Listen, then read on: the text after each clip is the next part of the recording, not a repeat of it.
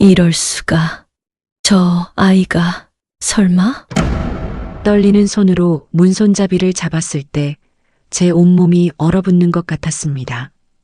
2024년 10월 어느 토요일 저녁 7시 저는 강남 청담동 고급 일식당 2층 프라이빗 룸 앞에 서 있었습니다. 제 심장은 미칠 듯이 뛰고 있었고 손바닥에서는 식은땀이 주르륵 흘러내렸습니다. 아들이 사랑하는 사람을 처음 만나는 자리잖아요. 그저 기쁘고 설레는 마음으로 오면 되는 거였어요. 그런데 왜일까요? 가슴 한편이 이상하게 조이면서 숨을 쉬는 것조차 힘들었습니다. 마치 무언가 끔찍한 일이 벌어질 것 같은 그런 불길한 예감이 온몸을 휘감았어요. 문을 열었습니다. 은은한 조명 아래 젊은 여성의 뒷모습이 보였어요. 긴 생머리가 우아하게 어깨를 타고 흘러내렸고 베이지색 블라우스를 입은 그 모습은 단정하면서도 우아했습니다.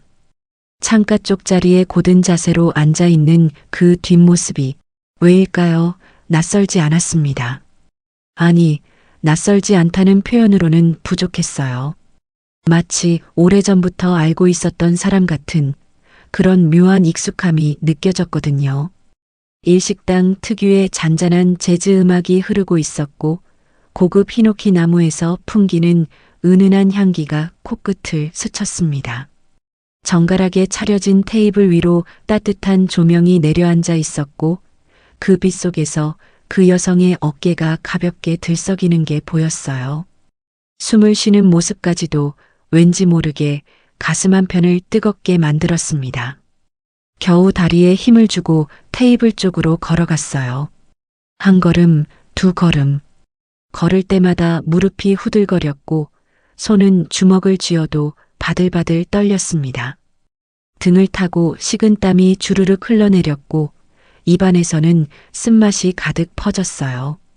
맛있는 음식 냄새가 나는데도 제게는 아무것도 느껴지지 않았습니다.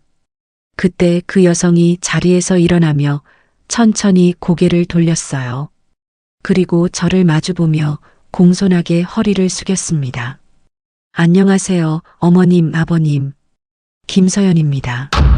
그 순간 제 가슴이 쿵 하고 내려앉았습니다. 세상이 멈춘 것 같았어요. 얼굴 윤곽, 눈매, 미소. 그 모든 것이 제 가슴을 찢어 놓았습니다. 왜일까요? 왜 이 사람을 보는 순간 눈물이 핑 돌려고 하는 걸까요? 왜 이렇게 가슴이 미어지는 것 같을까요? 겨우 입을 열었습니다. 어서 오세요. 만나서 반갑습니다. 목소리가 떨렸어요. 억지로 미소를 지으며 의자에 앉으려 했지만 다리에 힘이 풀려 그대로 주저앉듯이 의자를 잡았습니다. 옆에 있던 남편이 제 팔을 살짝 잡아주었고 저는 그제야 겨우 자리에 앉을 수 있었어요. 오늘의 사연을 시작하기 전에 무료로 하실 수 있는 구독과 좋아요 한번 눌러주시면 소중한 여러분의 사연을 전하는데 큰 힘이 됩니다. 오늘도 6시 내 사연, 인생 이야기를 찾아주신 고마운 분들께 언제나 건강과 행복이 가득하시길 진심으로 기원합니다. 안녕하세요. 저는 서울 은평구에 사는 60살 김정숙입니다. 저는 지금 강남 청담동의 고급 일식당 프라이빗 룸에 앉아 있습니다. 오늘은 제 아들 민준이가 약혼녀를 처음 소개하는 자리예요. 얼마나 기다렸는지 몰라요. 27살 우리 아들이 작년 캐나다 연수에서 좋은 사람을 만났다고 했을 때 어머니로서 얼마나 기뻤는지 모릅니다. 밤잠을 설칠 정도로 설레고 행복했어요. 그래서 오늘 이 자리에 오면서도 가슴이 두근거렸습니다. 우리 아들이 사랑하는 사람은 어떤 여자일까? 얼마나 예쁘고 착할까? 그런 생각을 하며 남편과 함께 이곳으로 왔어요. 그런데 약혼녀를 보는 순간 뭔가 이상한 느낌이 밀려왔습니다. 설렘이 아니었어요. 두려움도 아니었고요. 그보다 더 깊은 형언할 수 없는 감정이 제 가슴을 꽉 움켜쥐었습니다. 제 옆에 앉은 아들 민준이가 제 손을 꼭 잡더니 작은 목소리로 속삭였어요. 무역회사에 다니는 우리 아들은 평소에도 저를 무척 챙기는 효자거든요. 오늘도 제가 긴장할까봐 계속 손을 잡아주고 있었습니다. 그 따뜻한 손길이 지금 이 순간만큼은 저를 더 불안하게 만들었어요. 맞은편에 앉은 남편 상철 씨는 편안한 미소를 지으며 약혼녀와 이야기를 나누고 있었습니다. 65살 남편은 은평구에서 저와 함께 작은 야채 과일 가게를 운영하는 늘 온화하고 이해심 많은 사람이에요. 평생 크게 화내는 법이 없고 언제나 저를 다독여주는 그런 사람이죠. 지금도 자연스럽게 대화를 이끌어가고 있었습니다. 내 아들이 사랑하는 그 약혼녀는 자신을 김서연이라고 예의 있게 소개했습니다. 올해 31살이라는 그 여자분은 단정한 옷차림에 부드러운 미소를 띤 모습이 참 인상적이었어요. 유창한 한국어로 예의 바르게 대화하는 모습을 보니 우리 아들이 왜 이 사람에게 마음을 빼앗겼는지 알 것 같았어요. 캐나다 토론토 대학병원에서 간호사로 일한다고 했습니다. 양부모님이 모두 의사라는 이야기도 했고요. 그런데 이상했어요. 그 사람이 말할 때마다, 웃을 때마다, 고개를 끄덕일 때마다 제 가슴 한편이 뜨거워지는 것 같았습니다. 마치 오래전 잃어버린 무언가를 다시 마주한 것 같은 느낌이었어요. 식사가 시작되었습니다. 셰프가 직접 나와서 오늘의 메뉴를 설명했고 하나하나 정성스럽게 준비한 요리들이 테이블 위에 놓이기 시작했어요. 신선한 회, 정갈하게 빚은 초밥, 따뜻한 국물 요리. 평소 같았으면 감탄하며 먹었을 음식들이었지만 지금은 목으로 넘어가지 않았습니다. 저는 그저 그 여자분을 관찰하고 있었어요. 젓가락을 드는 모습, 고개를 숙여 감사 인사를 하는 모습, 음식을 입에 넣고 천천히 씹는 모습. 하나하나가 낯설지 않았습니다. 특히 웃을 때 살짝 고개를 기울이는 그 버릇까지도 왜 이렇게 익숙한 걸까요? 남편이 그 여자분에게 물었습니다. 캐나다에서 어떻게 지냈는지, 가족은 어떤지, 그런 이야기들이 오갔어요. 그리고 그 여자분이 대답했습니다. 3살 때 캐나다로 입양되었다고, 양부모님이 정말 잘 키워주셨다고, 지금도 한국어를 배우게 해주셔서 감사하다고. 3살, 입양, 캐나다? 그 단어들이 제 머릿속에서 맴돌았습니다. 심장이 쿵쾅거리기 시작했어요. 숨이 막히는 것 같았고 눈앞이 흐려지는 것 같았습니다. 그때 그 사람이 테이블 위에 놓인 물병을 들어 올렸어요.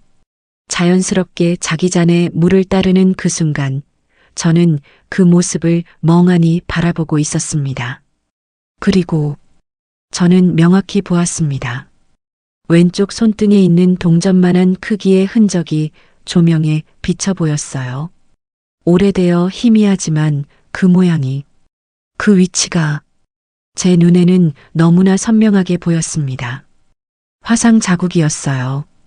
순간 제 머릿속이 하얗게 변했습니다. 28년 전 어느 봄날에 기억한 조각이 번개처럼 스쳐 지나갔어요. 잊으려 애썼지만 절대 잊을 수 없었던 그 순간. 작은 손등과 눈물로 얼룩진 그날이 눈앞에 아른거렸습니다. 아니야. 설마. 그럴 리 없어. 입술을 꽉 깨물었습니다. 손이 떨려서 젓가락을 놓쳤고 그것이 테이블 위에 떨어지는 소리가 들렸어요. 아들이 제 얼굴을 들여다보며 걱정스럽게 물었지만 저는 고개를 저으며 괜찮다고 손짓했습니다. 겨우 억지 미소를 지어 보였지만 제 얼굴이 얼마나 창백해졌는지는 스스로도 느낄 수 있었어요. 머릿속이 온통 혼란스러웠습니다.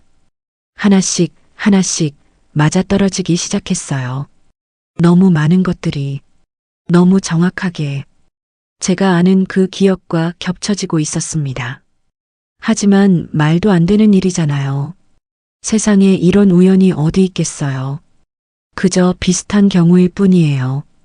왼쪽 손등에 화상 흔적이 있는 사람들이 얼마나 많겠어요. 3살 때 캐나다로 입양된 한국 아이들도 많을 거예요. 그래요. 저는 지금 너무 예민해진 거예요. 조금 피곤해서 착각하는 거라고요. 스스로를 다독이려 했습니다. 그렇게 애써 부인하려 했어요. 하지만 제 심장은 거짓말을 하지 않았습니다. 이 두근거림, 이 절절한 아픔, 이 견딜 수 없는 그리움. 이건 단순한 착각이 아니었어요. 그 여자분이 물잔을 들어 제 잔에 물을 따라 주었습니다. 어머님, 물 좀 드세요. 얼굴이 안 좋아 보이세요. 다정한 목소리였어요. 그 목소리를 듣는 순간 제 눈가에 눈물이 맺혔습니다. 왜일까요? 이 사람의 목소리를 들으니 가슴이 미어지는 것 같았어요. 식사가 이어지는 동안 저는 겉으로는 웃으며 대화에 끼어들었지만 속으로는 완전히 무너지고 있었습니다. 그 여자분이 웃을 때마다, 말할 때마다, 젓가락을 들 때마다 제 가슴은 조금씩 찢어지는 것 같았습니다. 평생 눈물로 그리워하던 그 아이가 오늘따라 왜 이렇게 떠오르는 걸까요? 제 입에서 작은 신음 같은 소리가 새어나왔습니다. 남편이 제 손을 꼭 잡아주었고 저는 그제야 정신을 차릴 수 있었어요. 그런데 뭔가 이상했어요. 이 사람을 보고 있으면 저도 모르게 눈물이 나려고 했습니다. 가슴이 미어지는 것 같았고 말도 안 되는 생각이 자꾸 머릿속을 스쳤어요. 식사가 끝나고 디저트가 나왔을 때였습니다. 그 사람이 다시 한번 물잔을 들어 올렸고 왼쪽 손등에 그 흔적이 또다시 조명에 선명하게 비쳤어요. 저는 더 이상 견딜 수가 없었습니다. 조용히 자리에서 일어나 화장실로 향했습니다. 복도를 걸어가는 동안 다리가 후들거렸고 중간중간 벽을 짚어야만 했어요. 숨이 가빠졌고 시야가 흐려지는 것 같았습니다. 겨우 화장실 문을 밀고 들어가 거울 앞에 섰습니다. 거울에 비친 제 얼굴은 창백했어요. 눈가에는 눈물이 맺혀 있었고 입술은 파르르 떨리고 있었습니다. 떨리는 손으로 세면대를 꼭 잡았어요. 차가운 물을 얼굴에 끼얹으며 정신을 차리려 했지만 머릿속은 더 혼란스러워졌습니다. 거울 속 제 눈에서 눈물이 주르륵 흘러내렸습니다. 설마, 정말 설마. 하지만 제 가슴속 깊은 곳에서는 이미 알고 있는 것 같았어요. 뭔가 돌이킬 수 없는 운명의 장난이 시작되고 있다는 것을, 제가 평생 잊지 못했던 그 아이와 관련된 무언가가 지금 이 순간 벌어지고 있다는 것을요. 이 모든 것은 28년 전부터 시작되었습니다. 28년 전, 1997년 봄으로 돌아가야 합니다. 지금도 그때 일을 떠올리면 온몸이 얼어붙습니다.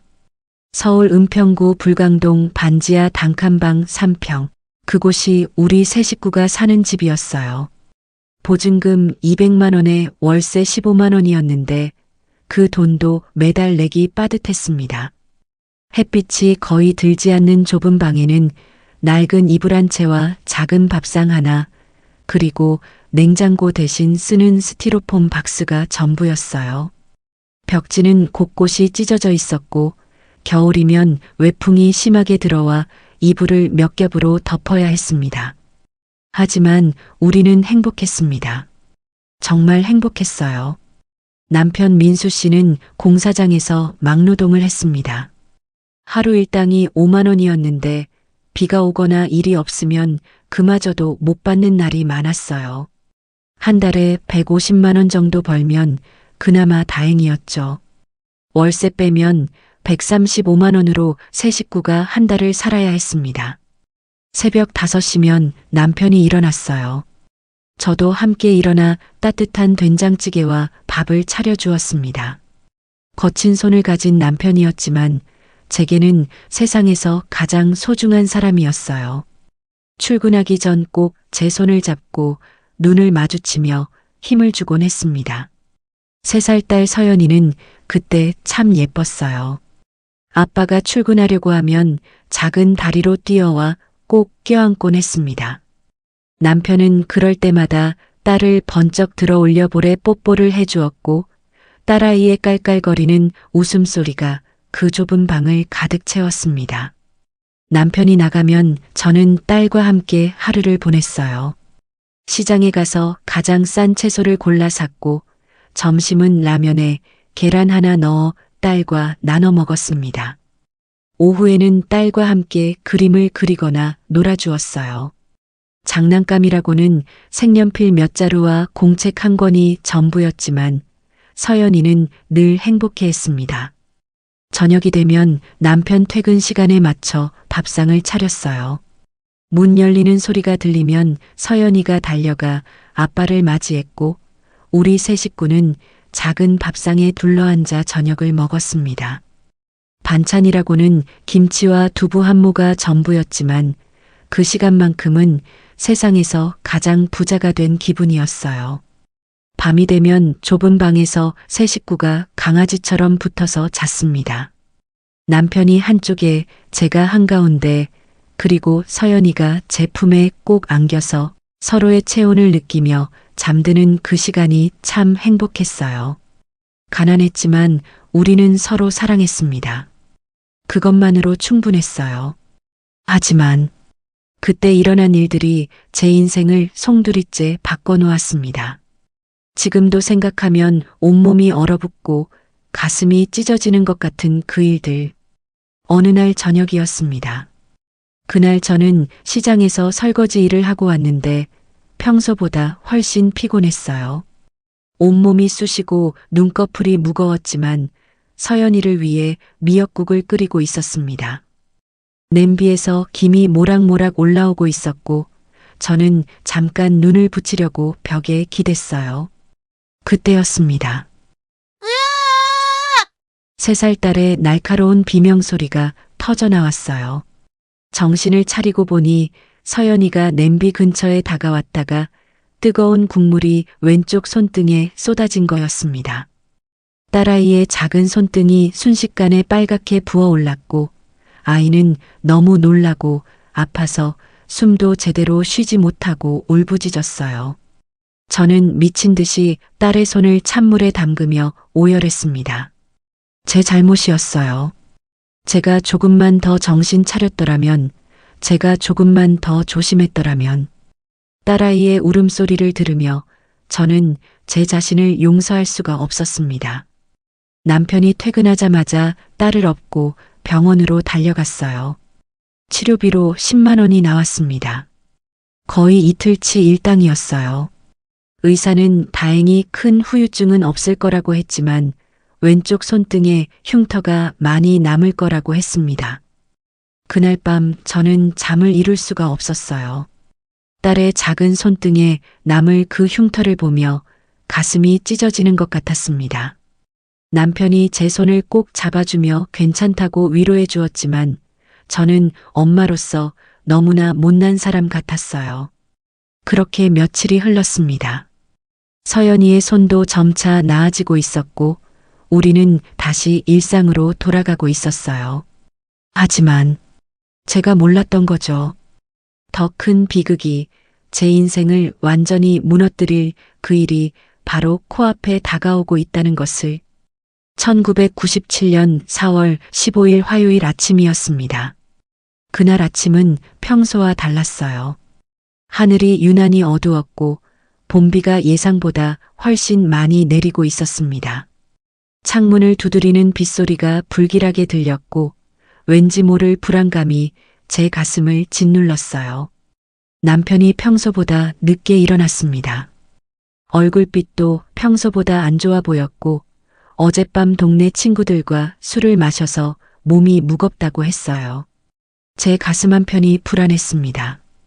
밖에는 비가 억수같이 쏟아지고 있었고 남편의 상태도 좋아 보이지 않았거든요. 그날 쉬는 게 어떻겠냐고 조심스럽게 물었습니다. 하지만 남편이 고개를 저으며 말했어요. 안 돼. 오늘 일당 안 나오면 이번 주 생활비가 빠듯해. 그 말에 저는 더 이상 붙잡을 수가 없었어요. 남편 말이 맞았거든요. 우리는 하루하루 벌어서 사는 형편이었으니까요. 하지만 지금 생각하면 그때 제가 조금만 더 강하게 붙잡았더라면, 아니, 그랬어도 소용없었을까요? 남편은 우산도 없이 종이 상자 하나를 대충 접어서 머리에 쓰고 바로 뛰어나갔습니다. 문 앞에서 뒤돌아보며 손을 흔드는 남편의 모습, 비에 젖은 얼굴에 억지로 지은 듯한 미소, 그게 제가 본 남편의 마지막 모습이었어요. 서연이가 창문에 작은 손을 대고 아빠에게 손 흔들며 외쳤습니다. 아빠 안녕, 빨리 와. 그 작은 목소리가 지금도 귓가에 생생합니다. 하지만 그때 저는 몰랐어요. 그게 아빠와 딸이 나눈 이 세상에서의 마지막 대화가 될 줄은, 다시는 남편의 목소리를 들을 수 없게 될 줄은 전혀 몰랐습니다. 오후 2시 반쯤 되었을까요? 전화벨이 울렸어요. 낯선 남자의 목소리가 들렸습니다. 부인이냐고, 박민수 씨 아내가 맞냐고, 공사장에서 사고가 났으니 빨리 병원으로 오라고. 그 순간 제 심장이 쿵 하고 내려앉았습니다. 손에서 전화기가 떨어졌고 온몸에서 힘이 빠졌어요. 아니야, 안 돼. 제발 아니라고 해주세요. 정신을 차리고 이웃집 아줌마에게 서연이를 맡겼습니다. 빗속을 헤치며 병원으로 달렸어요. 숨이 차고 다리가 후들거렸지만 멈출 수가 없었습니다. 제발, 제발 괜찮기를. 제발 살아만 있어줘. 병원 응급실에 도착했을 때 저는 그 광경을 잊을 수가 없어요. 커튼 뒤에 누워있는 남편의 모습, 온몸에 피투성이었고 머리에는 새하얀 붕대가 감겨 있었습니다. 의사가 저를 붙잡으며 차분하지만 무거운 목소리로 말했어요. 3층 높이에서 추락하셨습니다. 비가 많이 와서 미끄러지셨나 봅니다. 떨어질 때 머리부터 떨어지는 바람에 뇌 쪽 손상이 심합니다. 최선을 다하고 있습니다만. 의사의 말이 끝나기도 전에 남편은 수술실로 들어갔어요. 저는 수술실로 들어가는 침대를 따라 달리며 남편의 차가운 손을 꼭 잡았습니다. 깨어나요. 제발 깨어나요. 우리 서연이가 기다려요. 하지만 남편은 대답이 없었어요. 눈을 감은 채 아무 반응도 없었습니다. 수술실 앞에서 기다리는 시간이 얼마나 길었는지 몰라요. 시계를 보니 오후 3시였고 또다시 보니 6시가 되어 있었습니다. 복도를 왔다 갔다 하며 기도했어요. 제발, 제발 살려주세요. 우리 남편 좀 살려주세요. 오후 6시가 조금 넘었을 때였습니다. 수술실 문이 열렸고 의사가 나왔어요. 그 표정을 보는 순간 저는 이미 느낄 수 있었습니다. 가족이냐고 안타깝지만 의사의 말이 채 끝나기도 전에 제 입에서 비명이 터져 나왔습니다. 안 돼. 그 자리에서 무릎이 꺾이며 바닥에 주저앉았어요. 아니야, 거짓말이야. 이건 꿈이야. 하지만 차가운 바닥의 감촉이, 복도에 울려 퍼지는 제 울음소리가 모두 현실이었습니다. 남편의 시신이 있는 곳으로 갔습니다. 하얀 천으로 덮인 남편의 모습. 천을 걷어내고 남편의 얼굴을 봤을 때 저는 정신이 나갈 것 같았어요. 차가운 손을 잡고 밤새 울었습니다. 깨어나요. 제발 깨어나요. 하지만 남편은 영원히 눈을 뜨지 않았습니다. 장례를 치르는 동안 저는 혼이 나간 사람처럼 지냈어요. 산재 보상금으로 2천만 원을 받았지만 장례비와 밀린 월세, 병원비를 내고 나니 얼마 남지 않았습니다. 당시만 해도 산재법이 제대로 되어 있지 않아서 보상금도 턱없이 적었어요. 장례를 마치고 집에 돌아왔을 때 서연이가 물었습니다. 엄마, 아빠는? 그 질문에 저는 대답할 수가 없었어요. 그저 딸을 끌어안고 울었습니다. 딸 아이가 엄마 등을 토닥이며 울지 말라고 했을 때 제 가슴은 산산조각이 났습니다. 그리고 그 질문은 하루에도 수십 번씩 반복되었어요. 아침에 일어나면 아빠는? 밥 먹다가도 아빠는? 그때마다 제 가슴은 또다시 산산조각이 났습니다. 남편 없이 맞는 첫날 밤이 가장 고통스러웠어요. 좁은 방에 딸과 단둘이 누워 있자니 그 공허함이 저를 짓눌렀습니다. 냉장고를 열어보니 김치 반포기와 된장 조금이 전부였어요. 쌀독을 열어보니 바닥이 훤히 보였습니다. 우리 서연이를 어떻게 먹여 살려야 하지? 며칠이 지나자 현실이 저를 짓눌렀습니다. 딸이 배고프다고 할 때마다 제 가슴이 찢어지는 것 같았어요. 먹일 게 없었습니다. 마지막 남은 쌀로 죽을 쑤어 먹이고 김치 국물로 간을 하고 그렇게 하루하루를 버텼습니다. 저는 일을 해본 적이 없었어요.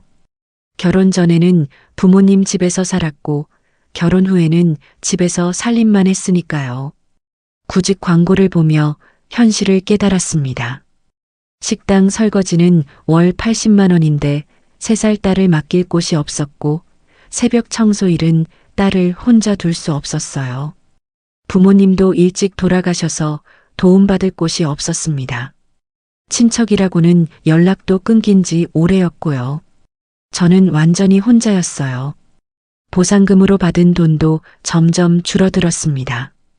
한 달에 100만 원씩만 써도 1년이면 다 없어질 돈이었어요. 그 후에는 어떻게 해야 할지 막막했습니다. 딸에게 제대로 된 밥 한 끼 먹이지 못하는 제 자신이 너무 미웠어요. 3살짜리 아이가 배고프다고 할 때마다 엄마로서 아무것도 해줄 수 없는 제 자신이 비참했습니다. 그러던 어느 날 동네 아줌마가 조심스럽게 말을 꺼냈어요.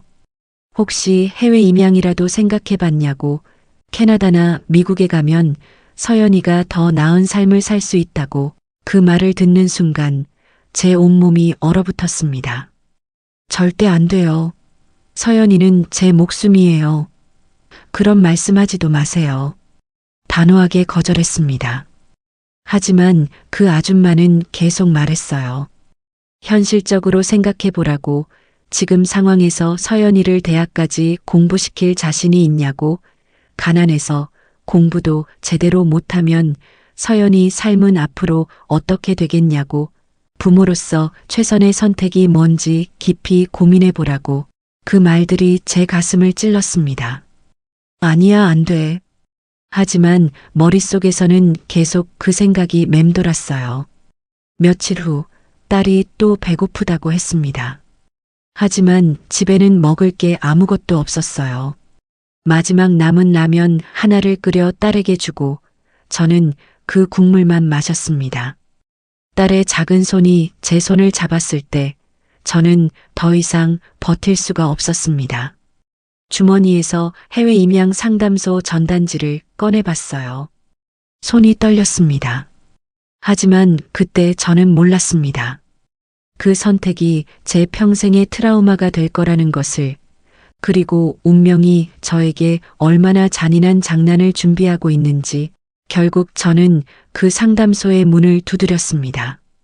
그날부터 제 인생에서 가장 고통스러운 시간이 시작되었어요. 평생 지우지 못할 가슴 아픈 선택을 하게 되는 순간이 곧 다가오고 있었습니다. 상담소의 문을 두드린 순간부터 제 인생은 돌이킬 수 없는 길로 접어들었습니다. 작은 사무실이었어요. 벽에는 행복하게 웃는 아이들의 사진이 빼곡하게 붙어 있었습니다. 금발 머리의 새 가족과 함께 찍은 사진들. 그 아이들의 밝은 미소를 보며 저는 생각했어요. 우리 서연이도 저렇게 행복하게 웃을 수 있을까? 40대쯤 되어 보이는 여자 상담사가 저를 맞이했습니다. 온화한 미소를 띤 그 사람이 조심스럽게 말을 꺼냈어요. 힘드시죠? 충분히 이해합니다. 캐나다에 계신 의사 부부가 한국 여자아이를 입양하고 싶어 하신다고. 경제적으로 매우 안정적이시고 교육 환경도 최고라고. 저는 떨리는 목소리로 물었습니다. 제가 지금 올바른 선택을 하고 있는 건가요? 정말 이게 우리 서연이를 위한 길인가요? 상담사는 고개를 끄덕이며 말했어요. 그렇다고, 이게 진짜 사랑이라고, 부모로서 할 수 있는 최선이라고. 하지만 그 말들이 위로가 되지 않았습니다. 아무리 좋은 말로 포장해도 제 가슴은 이미 갈기갈기 찢어지고 있었거든요. 그날부터 2주일간 저는 지옥 같은 시간을 보냈습니다. 밤마다 딸을 꼭 안고 울었어요. 서연이는 제 품에 안겨 새근새근 잠들어 있었고 저는 그 작은 얼굴을 하염없이 바라보며 눈물을 흘렸습니다. 딸은 천진난만했어요. 제가 울고 있으면 작은 손으로 제 볼을 쓰다듬으며 말했습니다. 엄마 왜 울어? 엄마 아파서 울어? 그 말을 들을 때마다 제 심장은 또다시 무너졌어요. 집안은 점점 더 텅 비어갔습니다. 먹을 게 없었어요. 김치도 바닥이 보였고 쌀독도 거의 비었습니다. 동사무소에 가서 생활보호 대상자 신청을 했지만 조건에 미달된다고 했어요. 남편이 남긴 보상금이 있다는 이유로요. 하지만 그 돈도 얼마 남지 않았습니다. 어느 날은 시장에 갔다가 상인 아주머니가 버리려던 채소를 얻어왔어요. 시든 배추잎, 무른 당근, 상한 부분만 잘라내면 먹을 수 있는 것들. 부끄러웠습니다. 손을 내밀 때마다 눈물이 났어요. 하지만 딸을 먹여야 했습니다. 그걸로 야채죽을 쑤어 딸에게 먹였어요. 서연이는 맛있다며 작은 입으로 한 숟가락 한 숟가락 떠먹었습니다. 그 모습을 보며 저는 또 울었어요. 이게 엄마가 해줄 수 있는 전부라니. 이게 다라니. 그러던 어느 날이었습니다. 서연이가 감기에 걸렸어요. 아침에 일어난 딸의 이마가 뜨거웠습니다. 코를 훌쩍이고 기침을 하는 딸을 안고 약국으로 달려갔어요. 하지만 주머니에 남은 돈은 고작 3,000원. 약사 앞에 서서 저는 떨리는 목소리로 애원했습니다. 진통제라도 주세요. 빨리 낫는 약으로요. 약사가 안쓰러운 눈빛으로 저를 바라보다가 한숨을 쉬며 가장 싼 감기약을 꺼내 주었습니다. 5,000원이었어요. 집에 가서 남은 돈을 긁어모아 다시 약국으로 달려갔고 겨우 그 약을 살 수 있었습니다. 집으로 돌아오는 길 딸을 업고 걸으면서 저는 울었습니다. 감기약 하나 제때 사주지 못하는 엄마. 밥 한 끼 제대로 먹이지 못하는 엄마. 이런 엄마와 함께 있으면 우리 서연이는 어떻게 되는 걸까? 그날 밤 약을 먹이고 딸을 재우고 나서 저는 오랫동안 앉아 있었습니다. 어두운 방 한구석에서 딸의 작은 숨소리를 들으며 결심했습니다. 서연이가 더 나은 삶을 살 수 있다면, 엄마 없이도 행복할 수 있다면, 그게 정말 이 아이를 위한 길이라면, 다음 날 아침 서연이가 잠들어 있는 동안 상담소에 전화를 걸었습니다. 손이 떨렸고 목소리가 나오지 않았어요. 겨우 입을 열었습니다. 입양 보내겠다고. 그 한마디를 하고 전화를 끊는 순간 저는 그 자리에서 무너졌습니다. 바닥에 주저앉아 소리 없이 울었어요. 숨이 막혔고 가슴이 터질 것 같았습니다. 그리고 약속된 날이 왔습니다. 5월 어느 화창한 날 아침이었어요. 상담소 직원과 함께 김포공항으로 향했습니다. 서연이에게 가장 예쁜 옷을 입혔어요. 분홍색 원피스였는데 제가 시장에서 산 거였습니다. 낡았지만 깨끗이 빨아서 입혔어요. 딸의 머리를 곱게 빗겨주고 작은 얼굴을 한참 동안 바라봤습니다. 동그란 눈, 작은 코, 도톰한 입술. 이 얼굴을 이제 평생 못 볼 수도 있어요. 공항 로비는 사람들로 붐볐습니다. 여행 가는 가족들의 밝은 웃음소리가 들렸고 설레는 아이들의 제잘거림이 들렸어요. 하지만 제게는 모든 소리가 멀게만 느껴졌습니다. 캐나다 부부를 만났습니다. 제임스 박사님과 수잔 박사님, 40대 중반쯤 되어 보이는 백인 부부였는데 따뜻하고 온화한 인상이었어요. 통역사를 통해 인사를 나눴고 그분들이 저를 보며 고개를 깊이 숙여 인사했습니다. 감사하다고, 잘 키우겠다고. 수잔 박사님이 무릎을 꿇고 서연이 눈높이에 맞춰 미소를 지었습니다. 딸은 낯선 사람이 무서웠는지 제 다리 뒤로 숨었어요. 제 치마를 꼭 움켜쥐고 떨고 있었습니다. 저는 딸을 안아 올렸어요. 그리고 마지막 순간이 왔습니다. 딸을 꼭 끌어안았어요. 작은 몸, 따뜻한 체온, 엄마 냄새를 맡으며 안심하는 딸. 모든 게 제 가슴에 새겨졌습니다. 딸의 작은 심장이 콩콩 뛰는 소리가 들렸고 부드러운 머리카락의 감촉이 느껴졌어요. 서연아, 엄마는 너를 사랑해. 정말 많이 사랑해. 목이 메어 말이 잘 나오지 않았습니다. 눈물이 주르륵 흘러내렸어요. 저기 계신 분들이 서연이 새 엄마 아빠라고, 엄마보다 훨씬 더 잘 키워주실 거라고 말했습니다. 하지만 딸은 제 말을 이해하지 못했어요. 3살 아이가 무슨 뜻을 알겠어요.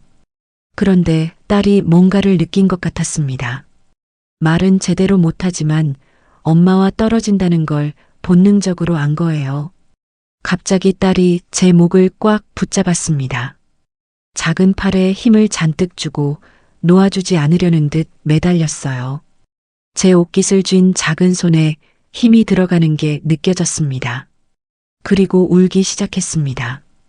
말도 제대로 못하는 3살 아이가 온 힘을 다해 울부짖었어요. 제 목을 감은 작은 팔이 점점 더 세게 조여들었고 딸의 작은 몸 전체가 떨렸습니다. 엄마, 엄마. 제대로 된 말은 아니었지만 그 울음 속에서, 그 절규 속에서 저를 부르는 소리가 들렸어요. 제 심장이 찢어지는 것 같았습니다. 제 영혼이 산산조각 나는 것 같았어요. 시간은 기다려주지 않았습니다. 비행기 시간이 다가오고 있었고 상담소 직원이 조심스럽게 말했어요. 이제 보내드려야 한다고. 저는 딸을 떼어내야 했습니다. 억지로, 정말 억지로 딸의 작은 손가락을 하나씩 풀어냈어요. 딸은 더욱 세게 울었고 온몸으로 저항했습니다. 작은 손이 제 옷을 움켜쥐었다가 놓쳤다가를 반복했고 제 얼굴에 매달리려고 했어요. 엄마, 엄마.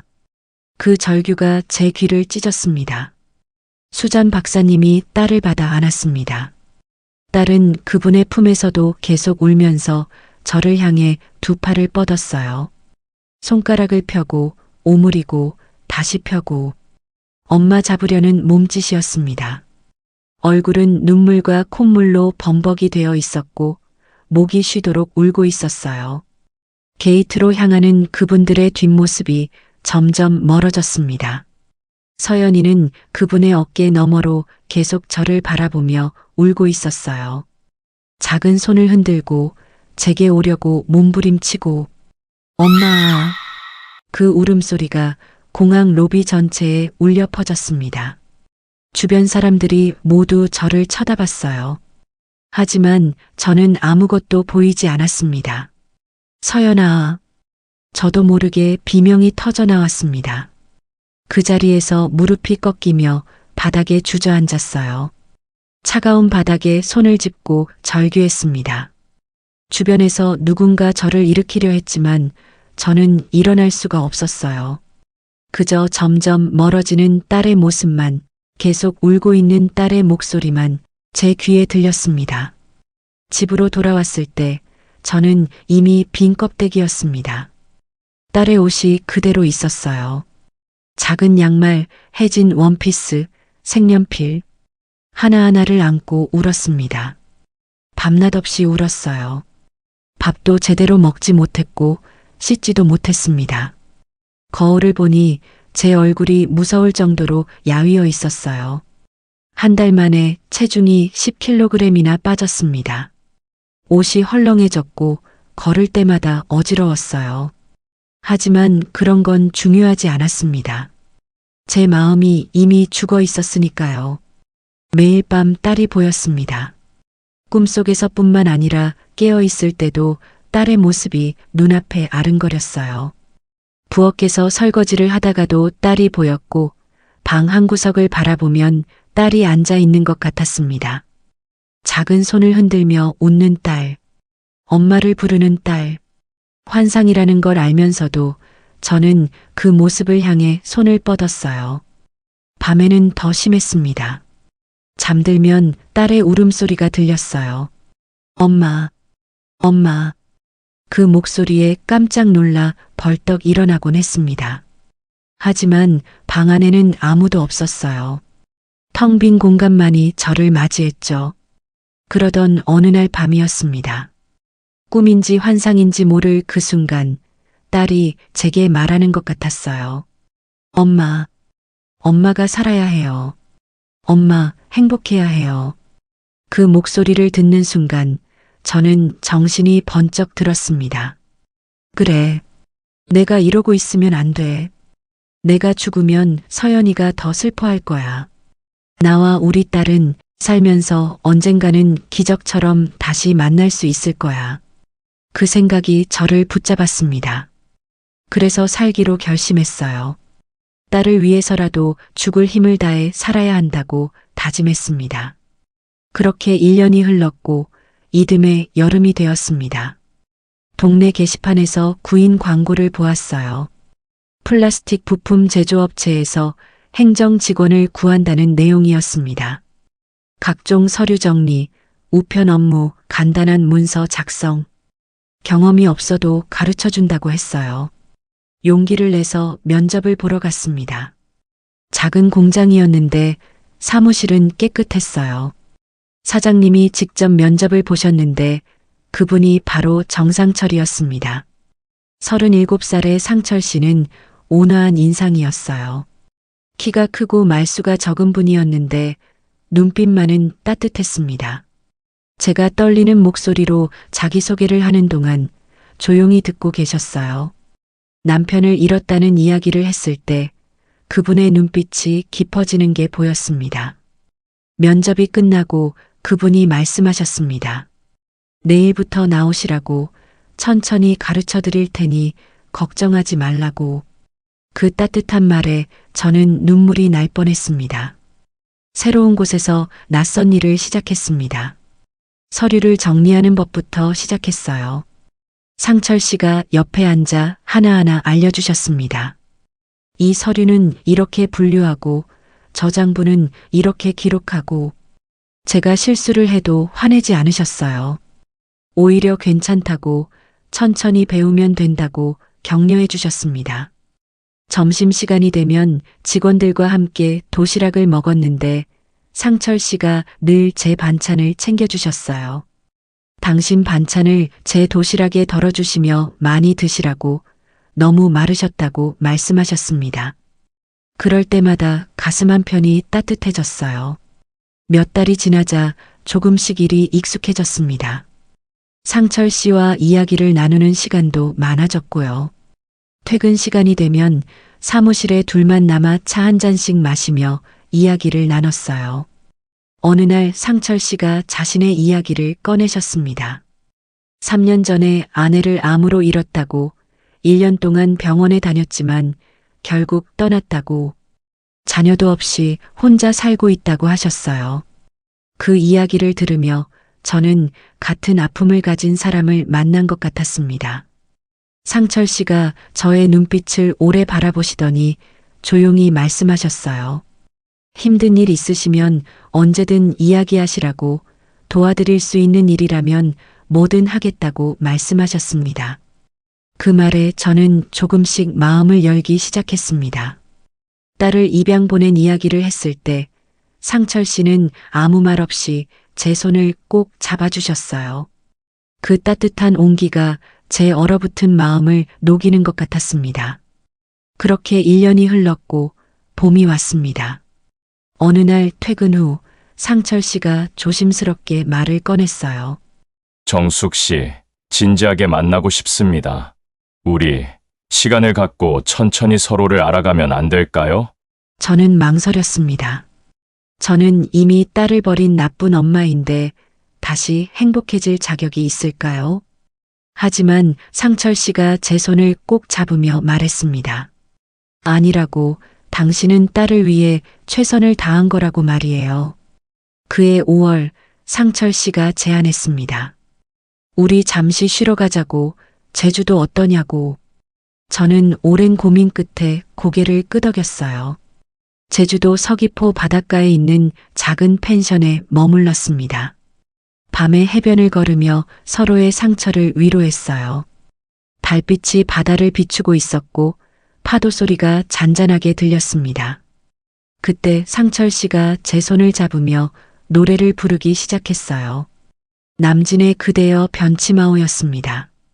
그대여 변치마오, 영원히 변치마오. 그 목소리를 듣는 순간 제 눈에서 눈물이 흘러내렸습니다. 오랜 세월 동안 얼어붙어 있던 제 마음이 조금씩 녹아내리는 것 같았어요. 저도 다시 사랑할 수 있을지, 남들처럼 행복하게 살아갈 수 있을지 물었을 때 상철 씨가 저를 포옹하며 말했습니다. 그럼요. 우리 함께 행복해요. 그날 밤 펜션으로 돌아와 우리는 서로에게 완전히 마음을 열었습니다. 오랜 상처를 서로의 온기로 치유했고 깊고 뜨거운 사랑을 나눴어요. 한 달쯤 지났을까요? 생리가 늦어지는 게 느껴졌습니다. 설마 싶었지만 혹시 몰라 산부인과에 갔어요. 의사가 축하한다고 했습니다. 임신 5주라고. 그 말을 듣는 순간 제 감정은 복잡했어요. 기쁘면서도 서연이 생각이 났습니다. 서연아, 엄마가 동생을 낳게 되었어. 미안해. 상철 씨에게 연락했을 때 그분이 환호성을 지르며 결혼하자고 했습니다. 석 달 후 정밀 검사를 받았을 때 의사가 건강한 아들이라고 했어요. 상철 씨가 제 손을 꼭 잡으며 눈물을 흘렸습니다. 그해 10월 조촐한 결혼식을 올렸습니다. 동네 작은 예식장에서 친한 이웃 몇 명과 상철 씨 회사 직원들이 참석한 가운데 웨딩드레스 대신 깨끗한 한복을 입었어요. 서로에게 서약했습니다. 평생 행복하게 해주겠다고. 이듬해 2월 아들을 낳았습니다. 건강한 사내아이 3.2kg이었어요. 이름을 정민준이라고 지었습니다. 슬기롭고 준수한 아이로 자라라는 뜻이었어요. 아들을 안고 창밖을 바라보며 생각했습니다. 서연아, 엄마가 동생을 낳았어. 언젠가 다시 만날 수 있을까? 세월이 흘렀습니다. 상철 씨의 사업은 점차 안정되었고 10년쯤 지나서는 회사를 좋은 조건으로 매각했어요. 그리고 저희는 서울 은평구에 작은 야채 과일 가게를 열었습니다. 부부가 함께 운영하며 평범하지만 행복한 삶을 살았어요. 그렇게 25년이 흘렀습니다. 아들 민준이는 건강하게 자라 훌륭한 청년이 되었어요.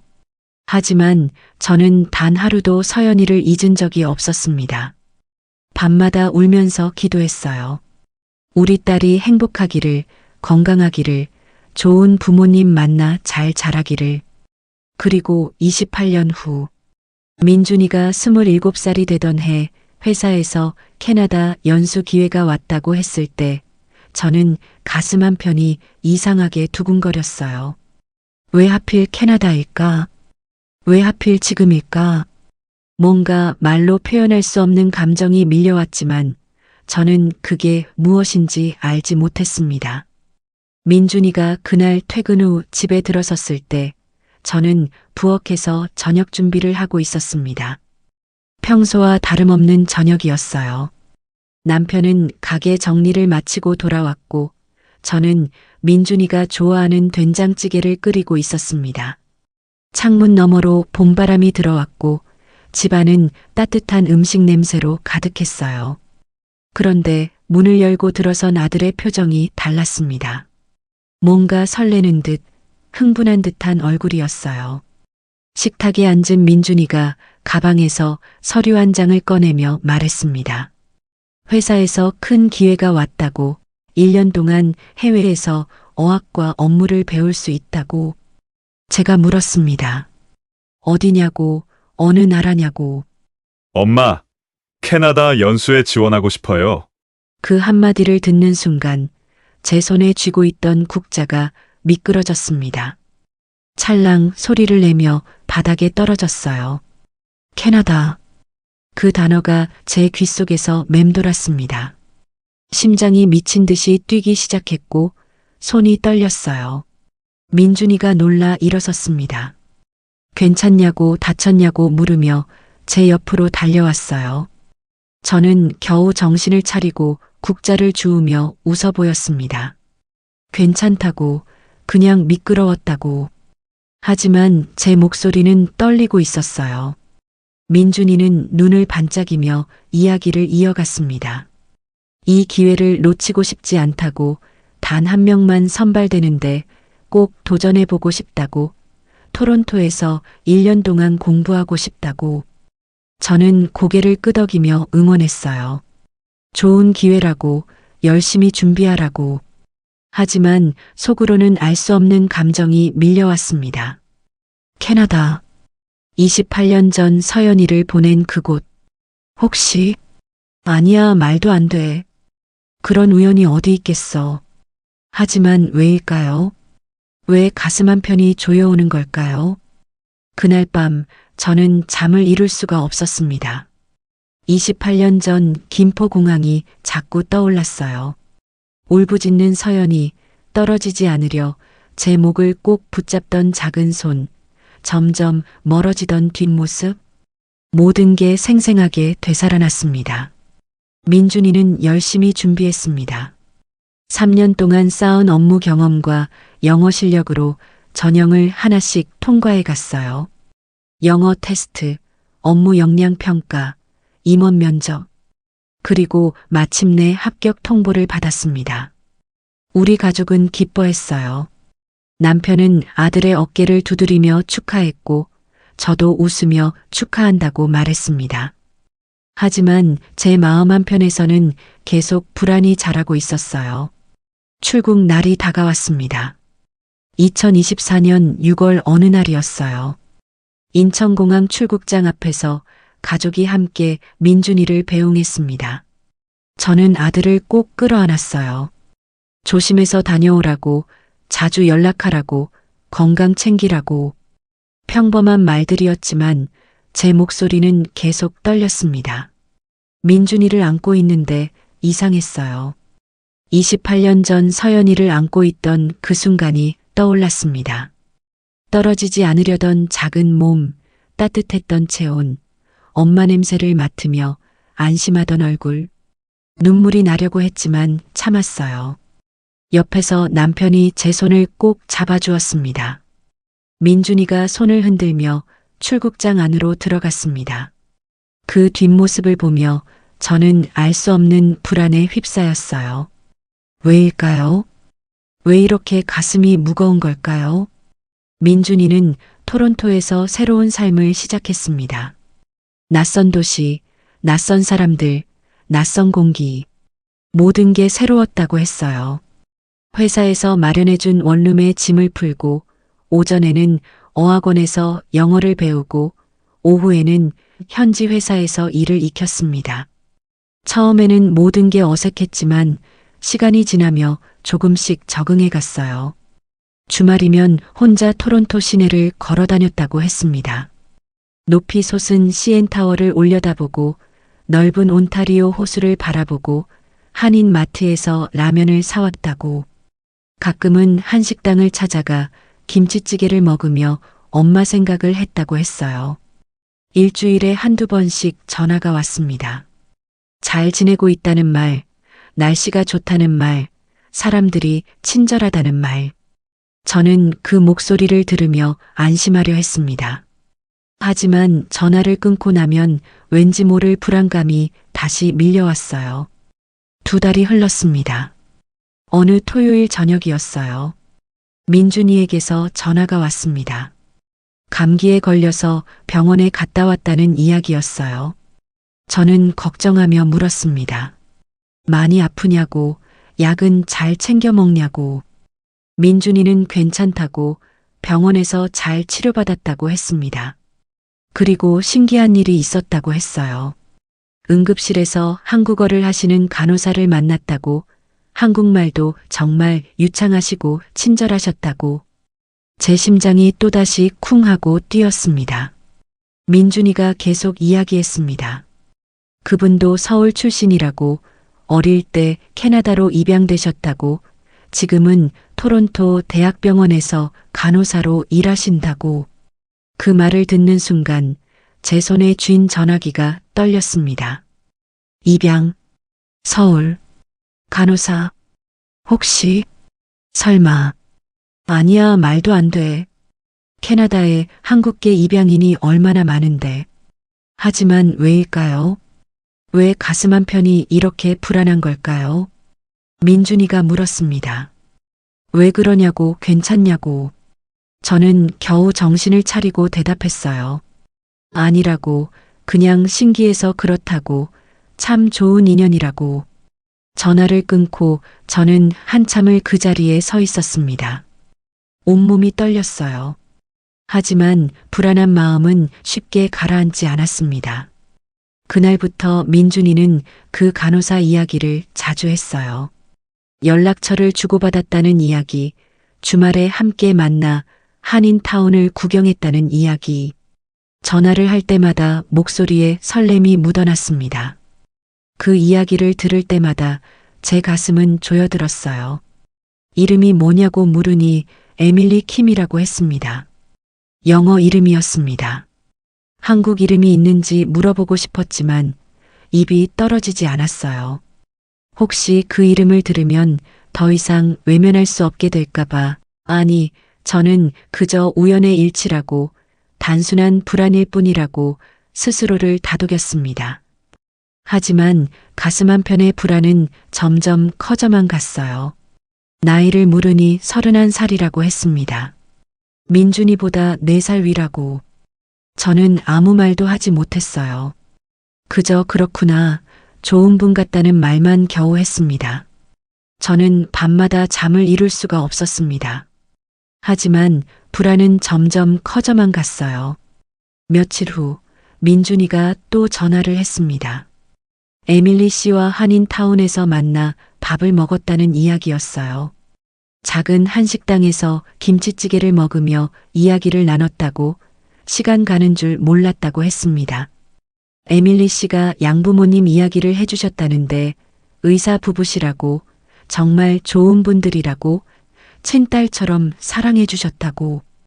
그 말을 듣는 순간 저는 숨이 막혔습니다. 의사 부부. 28년 전 김포공항에서 만났던 그 캐나다 부부가 떠올랐어요. 따뜻한 미소를 띤 제임스 박사님과 수잔 박사님. 혹시? 하지만 저는 모른 척하고 싶었습니다. 이 모든 게 제 착각이기를, 저의 쓸데없는 걱정이기를 바랬어요. 시간이 흐르며 민준이와 에밀리는 자주 만나기 시작했습니다. 주말마다 함께 시간을 보냈어요. 어느 주말에는 나이아가라 폭포로 향했습니다. 거대한 물줄기가 천둥 같은 소리를 내며 쏟아지는 폭포 앞에 섰을 때 두 사람은 말문이 막혔습니다. 하얀 물보라가 하늘 높이 솟아올랐고 그 위로 영롱한 무지개가 걸려 있었어요. 에밀리가 감탄하며 환하게 웃었고 민준이는 그 모습을 넋을 잃고 바라보았습니다. 민준이가 전화로 그 순간을 이야기할 때 목소리에는 설렘이 가득했어요. 저는 그 목소리를 들으며 가슴 한편이 아려왔습니다. 또 다른 주말에는 온타리오 호수를 따라 걸었습니다. 가을이었어요. 붉고 노란 단풍잎이 바람에 흩날려 호숫가에 떨어지고 있었고 두 사람은 그 사이를 천천히 걸으며 이야기를 나눴습니다. 에밀리가 어릴 때 이야기를 꺼냈어요. 한국에서 태어났지만 기억이 거의 없다고, 가끔 친부모님이 궁금하다고, 왜 자기를 보내셨을까 생각한다고. 민준이가 전화로 그 이야기를 전할 때 저는 눈물을 참아야 했습니다. 추수감사절이 되었습니다. 민준이가 에밀리의 양부모님 댁에 초대를 받았습니다. 토론토 외곽에 있는 큰 집이었어요. 현관문이 열리자 따뜻한 미소를 띤 제임스 박사와 수잔 박사가 민준이를 반갑게 맞아주었습니다. 넓은 거실에는 벽난로가 타오르고 있었고 식탁에는 황금빛으로 구워진 칠면조 요리가 놓여 있었어요. 가족처럼 둘러앉아 함께 식사를 하며 즐거운 시간을 보냈습니다. 양부모님은 민준이를 정말 좋아하셨어요. 착하고 성실한 청년이라고 에밀리를 잘 챙겨줘서 고맙다고 하셨습니다. 민준이가 전화로 그 이야기를 전할 때 저는 복잡한 감정에 휩싸였어요. 겨울이 왔고 크리스마스 이브가 되었습니다. 토론토 다운타운은 크리스마스 장식으로 환하게 빛나고 있었습니다. 거리 곳곳에 설치된 크리스마스 트리가 형형색색의 불빛을 뿜어내고 있었고 상점마다 흘러나오는 캐럴이 거리를 채우고 있었어요.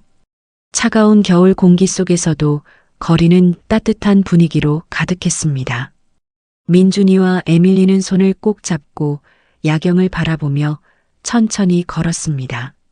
CN타워가 크리스마스 특별 조명으로 오색 찬란하게 빛나고 있었고 하늘에서는 하얀 눈송이가 내리기 시작했어요. 거리의 불빛이 눈송이에 반사되어 반짝였습니다. 민준이가 걸음을 멈췄습니다. 에밀리를 마주보며 떨리는 목소리로 자신의 마음을 고백했어요. 사랑한다고, 함께하고 싶다고. 에밀리의 눈에 눈물이 맺혔습니다. 하얀 눈이 두 사람 주위로 소복이 내리고 있었고 크리스마스 불빛이 그 눈물을 반짝이게 했어요. 에밀리가 울먹이며 대답했습니다. 자기도 민준이를 사랑한다고. 민준이가 에밀리를 끌어안았습니다. 거리 한복판에서 사람들이 지나가는 그곳에서 하지만 두 사람에게는 세상에 둘만 있는 것 같았어요. 그날 밤 두 사람은 에밀리의 아파트로 돌아왔습니다. 창밖으로 하얀 눈이 계속 내리고 있었어요. 벽난로의 불빛이 방 안을 은은하게 비추고 있었고 작은 크리스마스 트리의 조명이 반짝이고 있었습니다. 세상은 고요했고 두 사람만의 특별한 밤이었어요. 민준이가 에밀리의 손을 꼭 잡았습니다. 에밀리가 민준이의 어깨에 머리를 기댔고 그렇게 한참을 앉아 있었어요. 서로의 온기를 느끼며 사랑을 속삭이며 그리고 천천히 서로를 바라보며 가까워졌습니다. 첫 키스는 부드럽고 조심스러웠습니다. 하지만 점차 깊어졌고 두 사람의 마음이 하나가 되어갔어요. 그날 밤 두 젊은 남녀는 처음으로 서로에게 완전히 마음을 열고 뜨겁고 깊은 사랑을 나눴습니다. 며칠 후 민준이에게서 전화가 왔을 때 저는 아무 말도 할 수가 없었습니다. 엄마, 저 사랑하는 사람이 생겼어요. 그 한마디를 듣는 순간 제 가슴이 철렁 내려앉았습니다. 민준이는 계속 말했습니다. 에밀리가 정말 좋은 사람이라고, 너무 행복하다고. 전화기 너머로 들리는 민준이의 목소리는 설렘과 행복으로 가득했어요. 하지만 저는 아무 말도 할 수가 없었습니다. 전화를 끊고 저는 밤새 잠을 이룰 수 없었습니다. 온갖 생각들이 머릿속을 맴돌았어요. 겨울이 지나고 봄이 왔고 시간이 갈수록 민준이는 에밀리와 점점 더 행복해 보였어요. 전화할 때마다 에밀리 이야기뿐이었고 시간이 흐르며 두 사람의 관계가 더욱 깊어지는 게 느껴졌습니다. 그때쯤 자연스럽게 결혼 이야기가 나오기 시작했어요. 1년 동안의 캐나다 연수가 끝나갈 무렵 민준이에게서 전화가 왔습니다. 엄마, 한국 가면 약혼녀 소개할게요. 그 말을 듣는 순간 숨이 막혔습니다. 민준이는 청담동 일식당을 예약했다고 귀국하면 가족끼리 편하게 만나자고 했어요.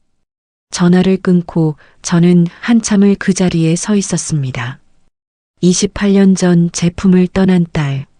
설마 그럴 리는 없겠지만 만에 하나라도, 정말 만에 하나라도 그 아이라면 어쩌죠.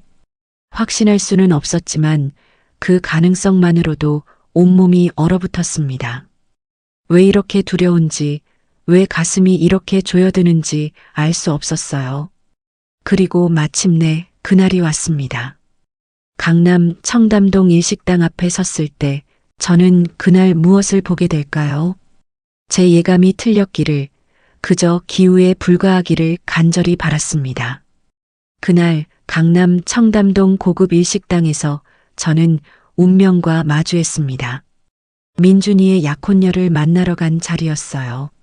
남편과 함께 예약된 룸으로 들어갔을 때 민준이가 환하게 웃으며 손을 흔들었습니다. 그리고 그 옆에 한 여자가 일어서며 공손하게 인사했어요. 어머님, 아버님, 처음 뵙겠습니다. 저는 에밀리 킴입니다. 유창한 한국어였습니다. 30 초반으로 보이는 단정한 인상의 여성이었고 미소가 따뜻했어요. 저는 떨리는 목소리로 반갑다고 인사했습니다. 에밀리가 자신의 이야기를 시작했어요. 캐나다에서 자랐다고, 의사 부부에게 입양되어 행복하게 살았다고, 지금은 토론토 대학병원에서 간호사로 일한다고. 저는 그 말을 들으며 가슴이 두근거리기 시작했습니다. 그리고 에밀리가 웃으며 말했어요. 어릴 때 자기가 한국에서 왔다는 걸 알았을 때 너무 신기했다고, 3살 때 입양되었다고. 그 말을 듣는 순간 제 심장이 쿵 하고 내려앉았습니다. 에밀리가 물 한 잔을 집어들었을 때였습니다. 저는 그 순간 에밀리의 왼손을 보았어요. 손등에 뭔가 흔적이 있었습니다. 에밀리가 물잔을 내려놓고 냅킨으로 입을 닦을 때 저는 더 자세히 볼 수 있었어요.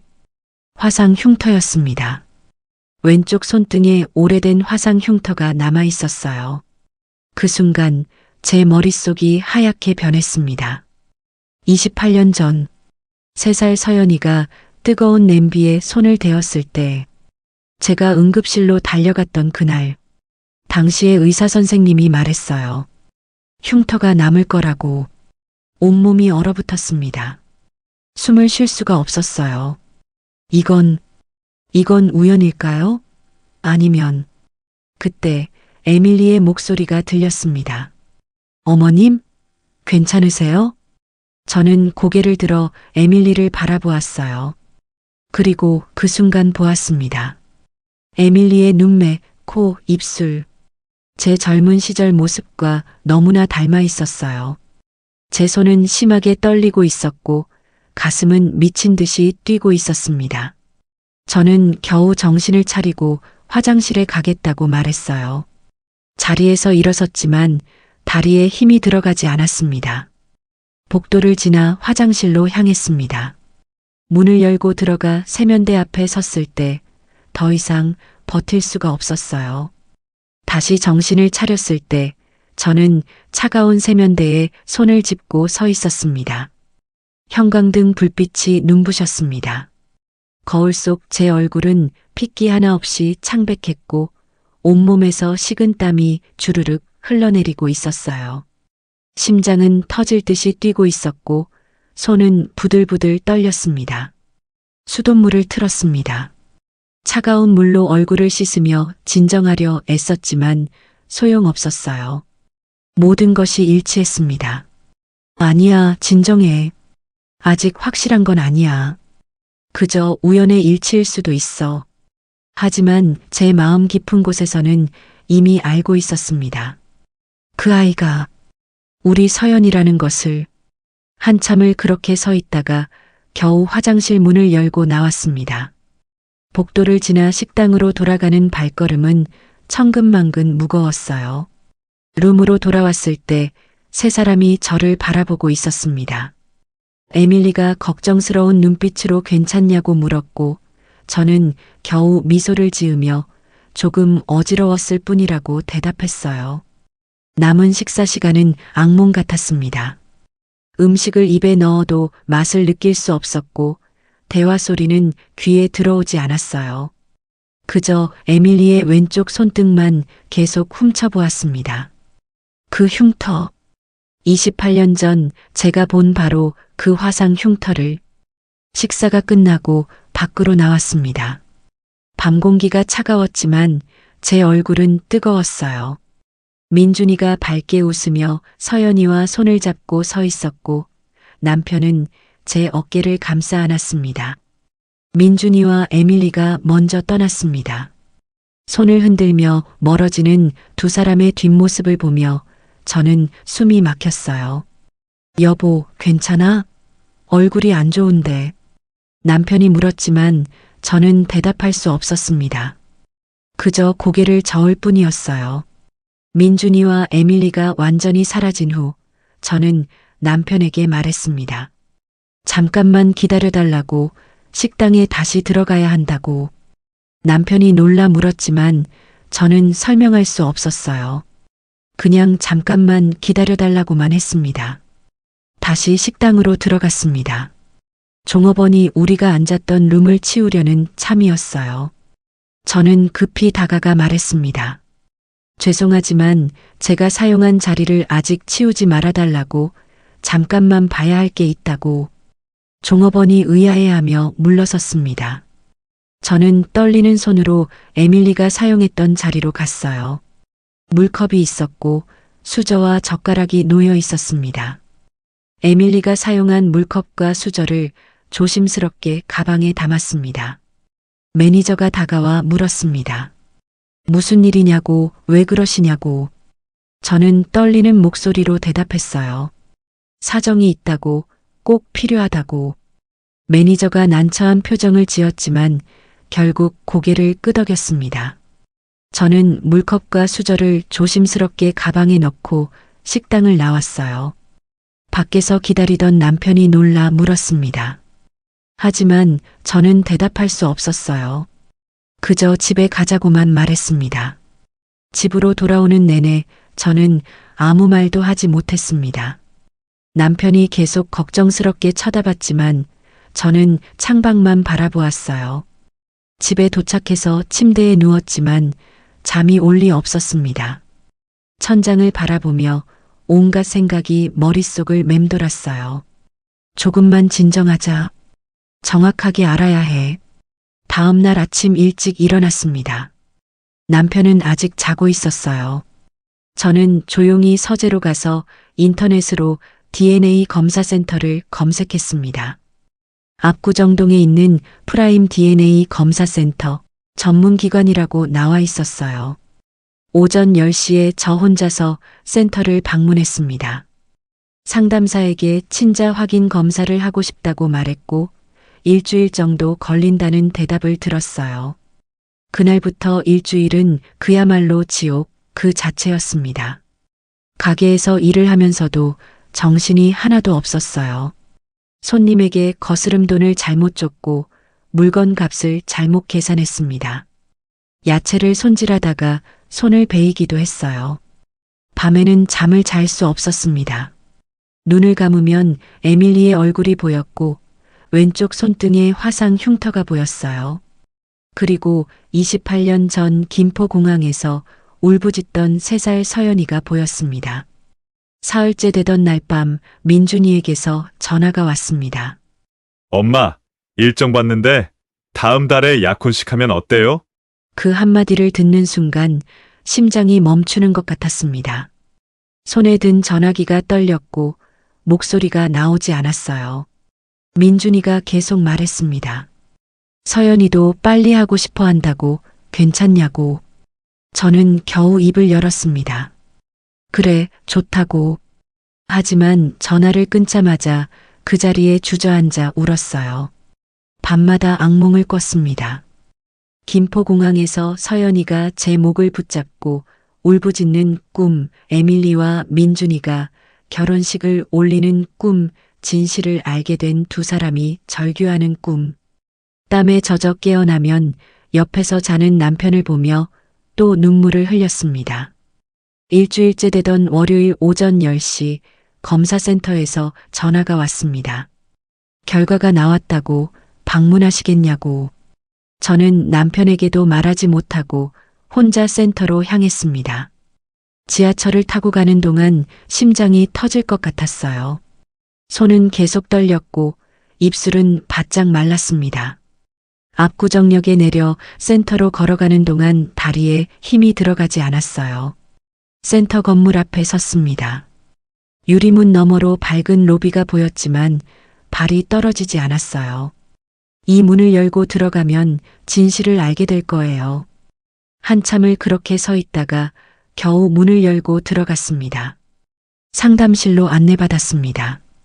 긴 복도를 지나는 동안 제 심장 소리가 들렸어요. 귀가 먹먹했고 눈앞이 흐려졌습니다. 상담실 문 앞에 섰습니다. 손을 들어 놓고 하려는데 손이 떨려서 제대로 두드릴 수가 없었어요. 겨우 문을 두드렸고 안에서 들어오라는 목소리가 들렸습니다. 문을 열고 들어갔습니다. 젊은 여자 상담사가 책상 뒤에 앉아 있었어요. 제 얼굴을 보더니 의자를 권했습니다. 저는 비틀거리며 의자에 앉았어요. 상담사가 서랍에서 봉투를 꺼냈습니다. 흰색 봉투. 그 안에 제 운명이 들어 있었어요. 저는 상담사가 전해주는 흰색 봉투를 받아들었습니다. 너무 가벼웠어요. 이렇게 가벼운 종이 한 장에 제 인생이, 제 가족의 운명이 담겨 있다니. 손가락에 힘이 들어가지 않았습니다. 봉투를 열려고 했지만 손이 떨려서 제대로 잡을 수가 없었어요. 상담사가 걱정스러운 눈빛으로 저를 바라보았습니다. 겨우 봉투를 뜯었습니다. 하얀 종이가 보였어요. 손으로 꺼내 펼쳤습니다. 눈앞에 글자들이 흐려졌다가 다시 선명해졌어요. 친자 확률 99.99%. 결론 친자 관계 확실함. 그 순간 온 세상이 무너졌습니다. 제 입에서 신음이 터져 나왔습니다. 결과지를 쥔 손이 떨렸고 종이가 바스락거렸어요. 눈물이 주르륵 흘러내려 결과지를 적셨습니다. 서연이, 내 딸 서연이, 정말이었어. 무릎에서 힘이 빠졌습니다. 의자에서 미끄러져 바닥으로 주저앉았어요.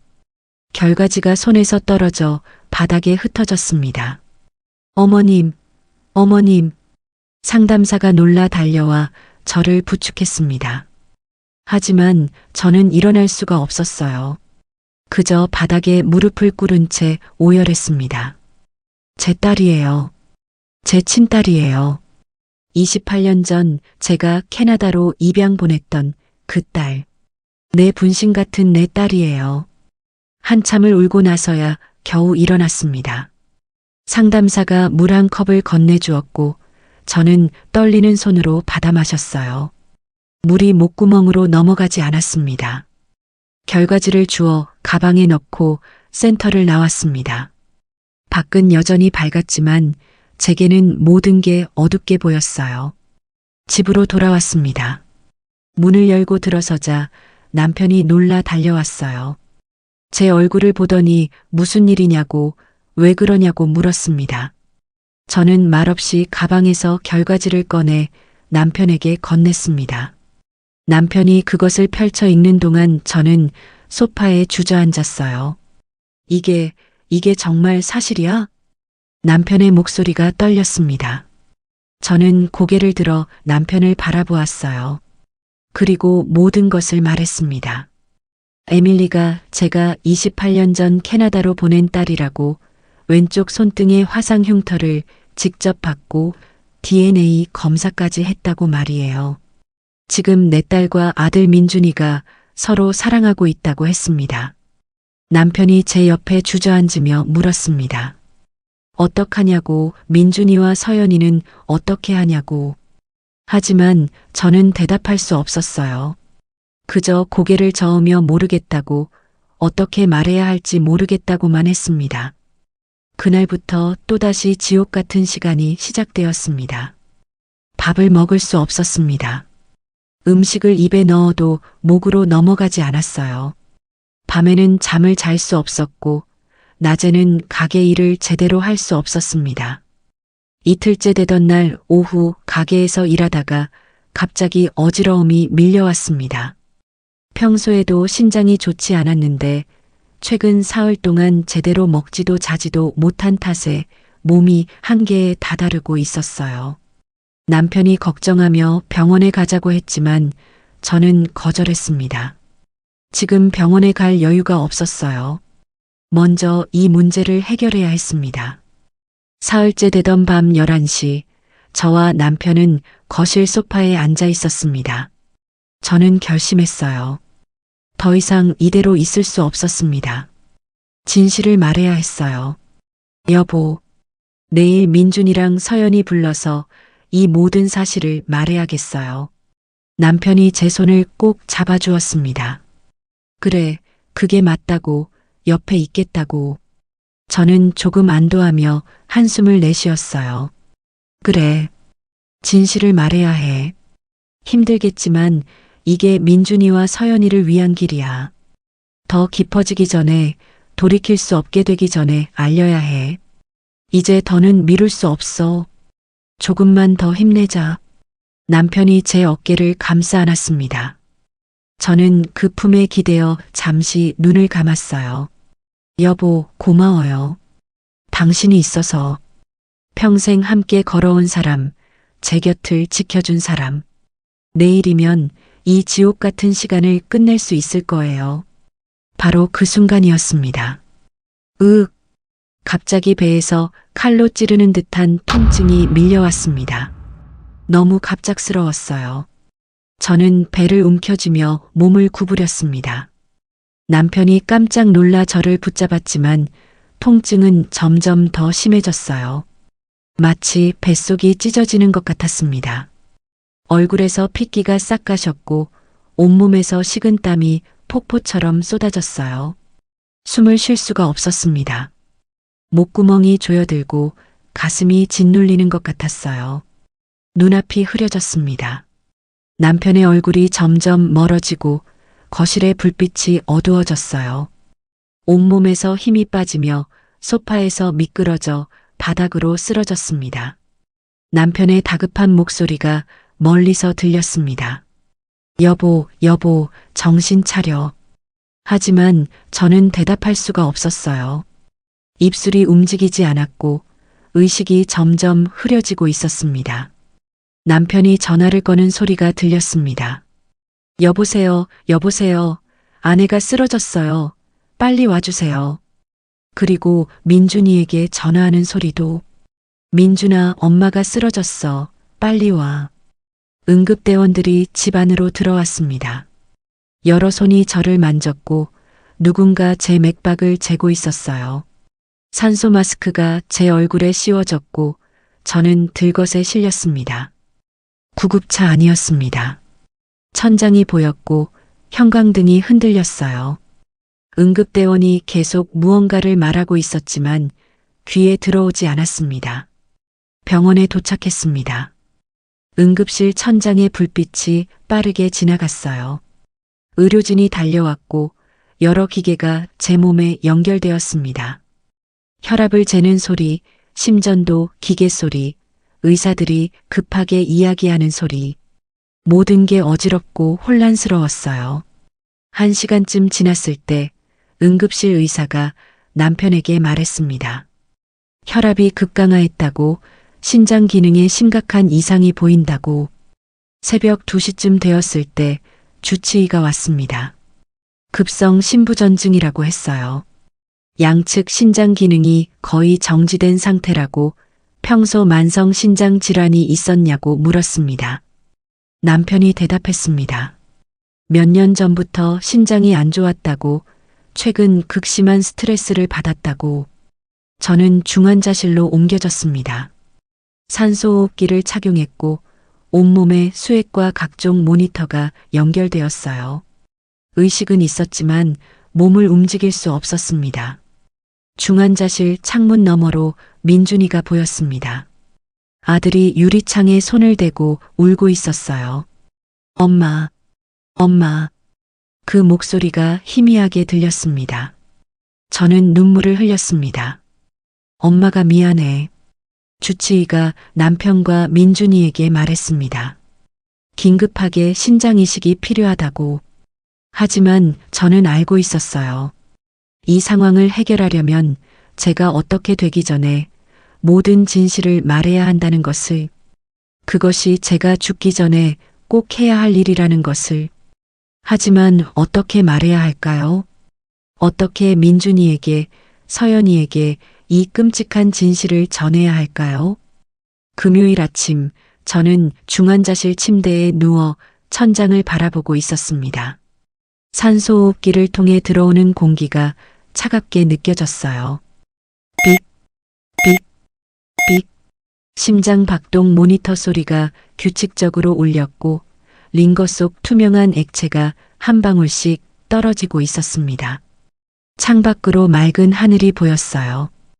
햇살이 유리창을 통해 들어와 하얀 침대 시트를 비추고 있었습니다. 평화로운 아침이었지만 제 마음은 전혀 평화롭지 않았어요. 이제 말해야 해. 더 이상 미룰 수 없어. 오전 10시쯤 주치의가 남편과 민준이를 면담실로 불렀습니다. 저는 중환자실 유리창 너머로 세 사람이 심각한 표정으로 이야기하는 모습을 볼 수 있었어요. 얼마 후 남편과 민준이가 돌아왔습니다. 민준이의 눈이 빨갛게 충혈되어 있었고 남편의 얼굴은 창백했어요. 남편이 제 손을 잡으며 떨리는 목소리로 말했습니다.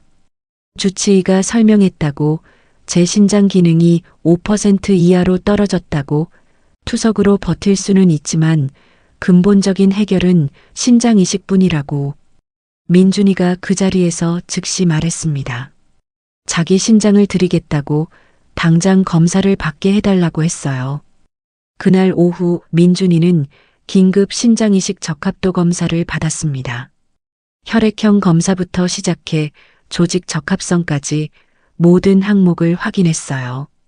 그리고 결과가 나왔을 때 민준이는 무너졌습니다. 검사 결과는 부적합이었습니다. 민준이도 남편도 아무도 저에게 신장을 기증할 수 없었어요. 중환자실 유리창 너머로 민준이가 복도 벽에 기대어 오열하는 모습이 보였습니다. 주먹으로 벽을 치며 울고 있었어요. 제 가슴이 찢어지는 것 같았습니다. 어느새 석양이 중환자실 창문을 붉게 물들이고 있었습니다. 저는 남편에게 말했어요. 민준이와 에밀리를 불러달라고. 남편이 걱정스러운 눈빛으로 물었습니다. 괜찮겠냐고, 지금 이 몸으로 그런 이야기를 할 수 있겠냐고 말이에요. 하지만 저는 고개를 끄덕였습니다. 이대로는 죽을 수 없어요. 우리 모두를 위해 꼭 말해야 합니다. 남편이 민준이와 에밀리에게 전화를 걸었습니다. 병원으로 와달라고, 엄마가 부르신다고 했습니다. 오후 7시 네 사람이 중환자실 앞 작은 상담실에 모였습니다. 저는 간호사의 부축을 받아 휠체어에 앉아 그곳으로 갔어요. 산소통을 달고 가야 했고 간호사가 계속 옆에서 제 상태를 확인했습니다. 상담실 문이 열렸습니다. 민준이가 서 있었고 그 옆에 에밀리가 있었어요. 에밀리가 저를 보더니 급히 다가왔어요. 어머님, 괜찮으세요? 제가 할 수 있는 일이 있을까요? 그 따뜻한 목소리를 듣는 순간 제 눈에서 눈물이 흘러내렸습니다. 서연 씨, 아니 서연아. 제 입에서 그 말이 나오는 순간 민준이가 이상한 눈빛으로 저를 바라보았습니다. 저는 떨리는 손으로 옆에 놓인 가방에서 봉투를 꺼냈습니다. DNA 검사 결과지가 들어있는 봉투. 손이 너무 떨려서 제대로 잡을 수가 없었어요. 남편이 제 손을 잡아주었고 함께 봉투를 열었습니다. 하얀 종이를 꺼내 테이블 위에 펼쳤어요. 민준이와 에밀리가 그 종이를 내려다보았습니다. 친자 확률 99.99%, 친자 관계 확실함. 그 글자들이 네 사람의 운명을 바꾸려 하고 있었습니다. 서연아, 너는 내 친딸이야. 그 한마디를 하는 순간 방 안의 공기가 얼어붙었습니다. 민준이가 한 발 뒤로 물러섰습니다. 서연이는 그 자리에 얼어붙은 듯 서 있었어요. 아무도 말을 하지 못했습니다. 저는 떨리는 목소리로 모든 것을 이야기했습니다.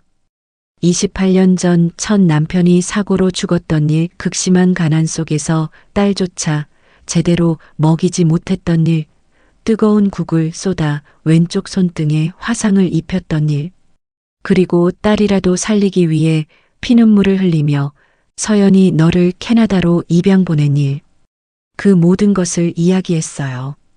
그리고 그 후 1년 동안 폐인처럼 살았던 일, 매일 밤 딸의 환상을 보며 울었던 일, 죽고 싶었지만 딸을 위해 살아야 한다고 다짐했던 일, 모든 것을 쏟아냈습니다. 이야기를 마쳤을 때 방 안은 침묵에 휩싸였습니다. 민준이가 벽에 등을 기댄 채 천천히 주저앉았습니다. 두 손으로 얼굴을 감싸며 몸을 떨고 있었어요. 어깨가 들썩이고 있었고 숨소리가 거칠었습니다. 그리고 비명 같은 소리가 터져 나왔습니다. 말도 안 돼. 그럼 서연이가 제 누나라는 거예요? 우리가 같은 어머니 밑에서 태어난 남매였다고요? 민준이가 바닥을 주먹으로 쳤습니다. 한 번, 두 번, 세 번. 손에서 피가 났지만 멈추지 않았어요. 에밀리는 여전히 서 있었습니다. 눈물이 볼을 타고 주르륵 흘러내리고 있었지만 소리 하나 내지 않았어요. 그저 저를 바라보고 있었습니다. 저를 버리신 분이 어머님이셨어요?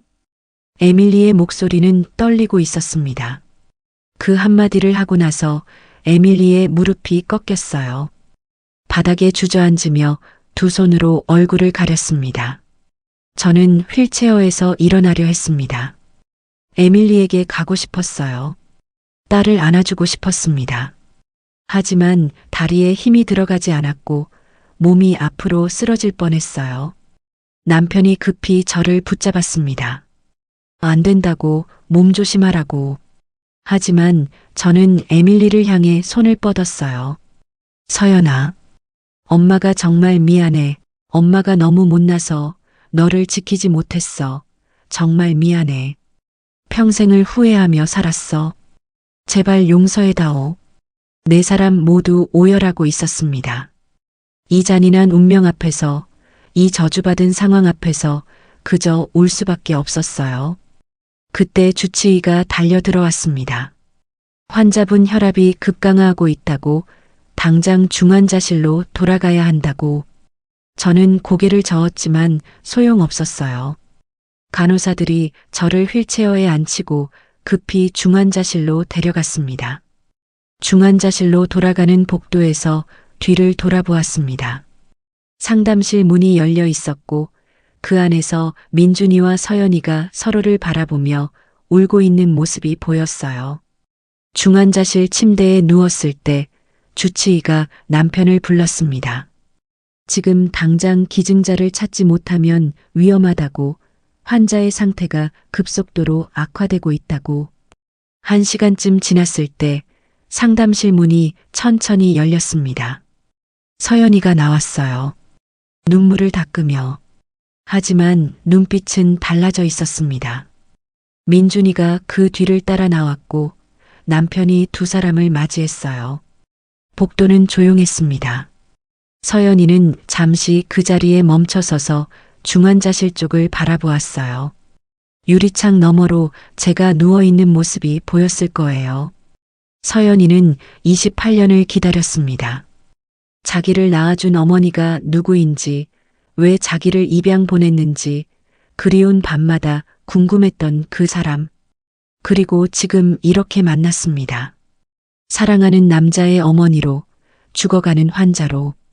서연이가 천천히 걸음을 옮겼습니다. 주치의를 찾아 다가갔어요. 그리고 떨리는 목소리로, 하지만 단호하게 말했습니다. 제가 검사 받아볼게요. 민준이가 에밀리의 팔을 잡았습니다. 안 된다고, 그럴 필요 없다고. 하지만 에밀리는 고개를 저었어요. 전 간호사라고, 신장 이식이 얼마나 중요한지 안다고, 그리고 이분은 자기 친어머니라고. 에밀리의 목소리는 떨리고 있었지만 단호했습니다.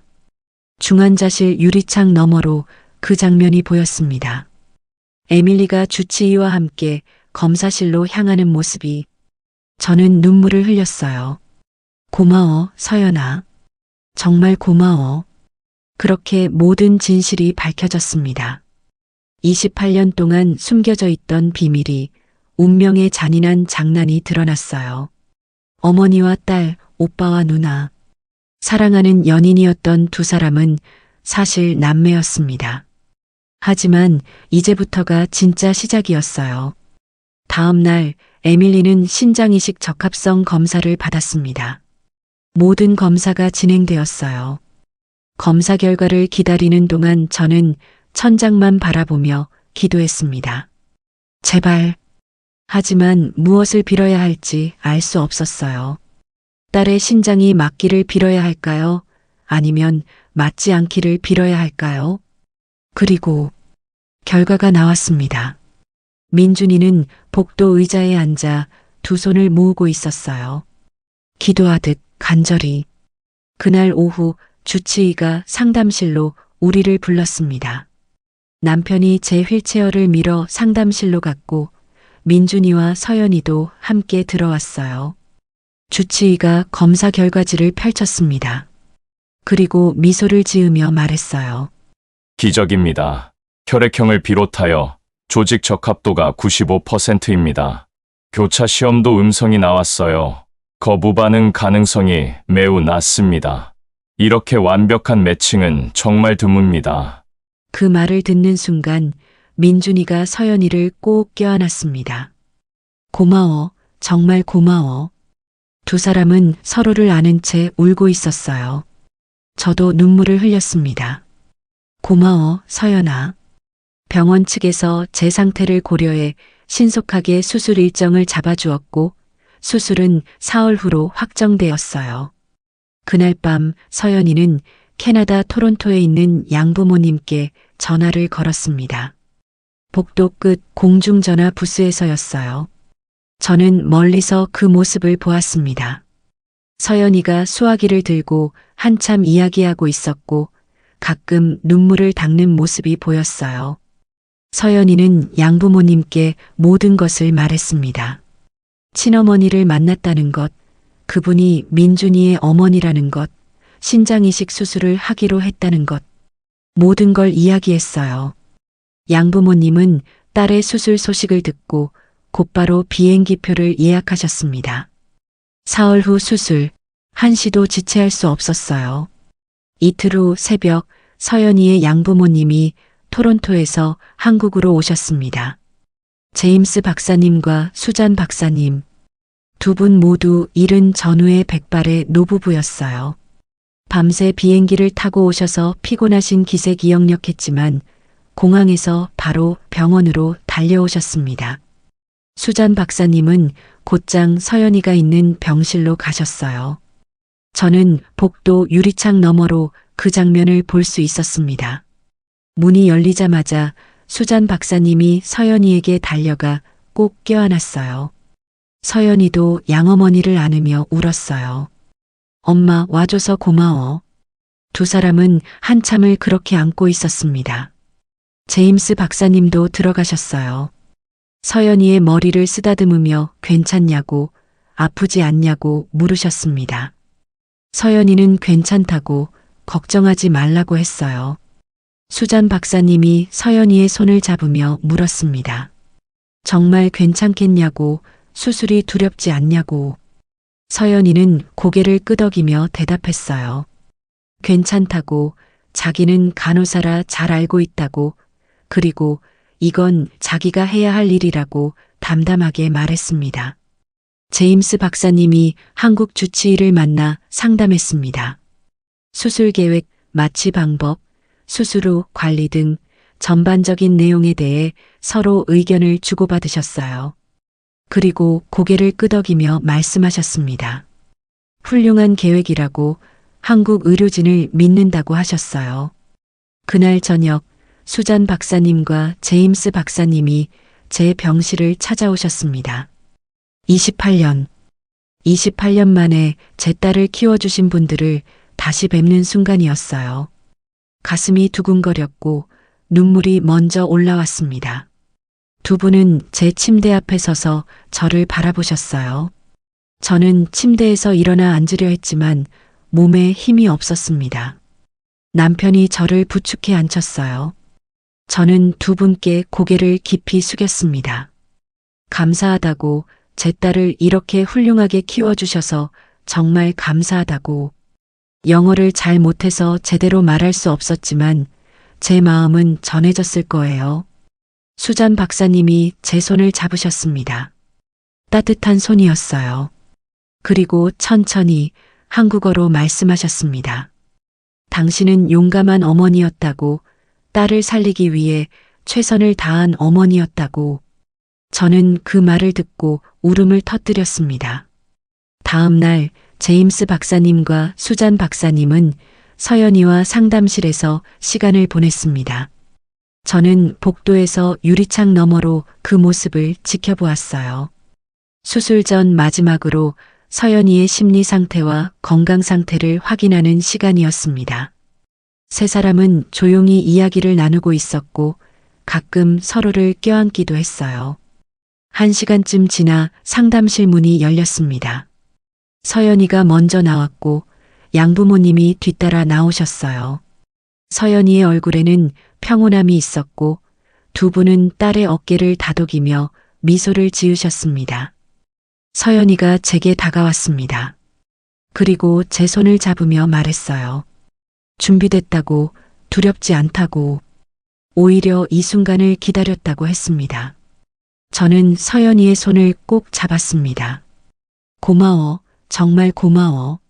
사흘 동안 저와 서연이는 모두 수술 준비를 했어요.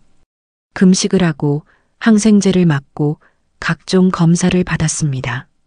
마취과 선생님과 상담을 했고 수술 동의서에 서명했어요. 수술 전날 밤 서연이가 제 병실로 왔습니다.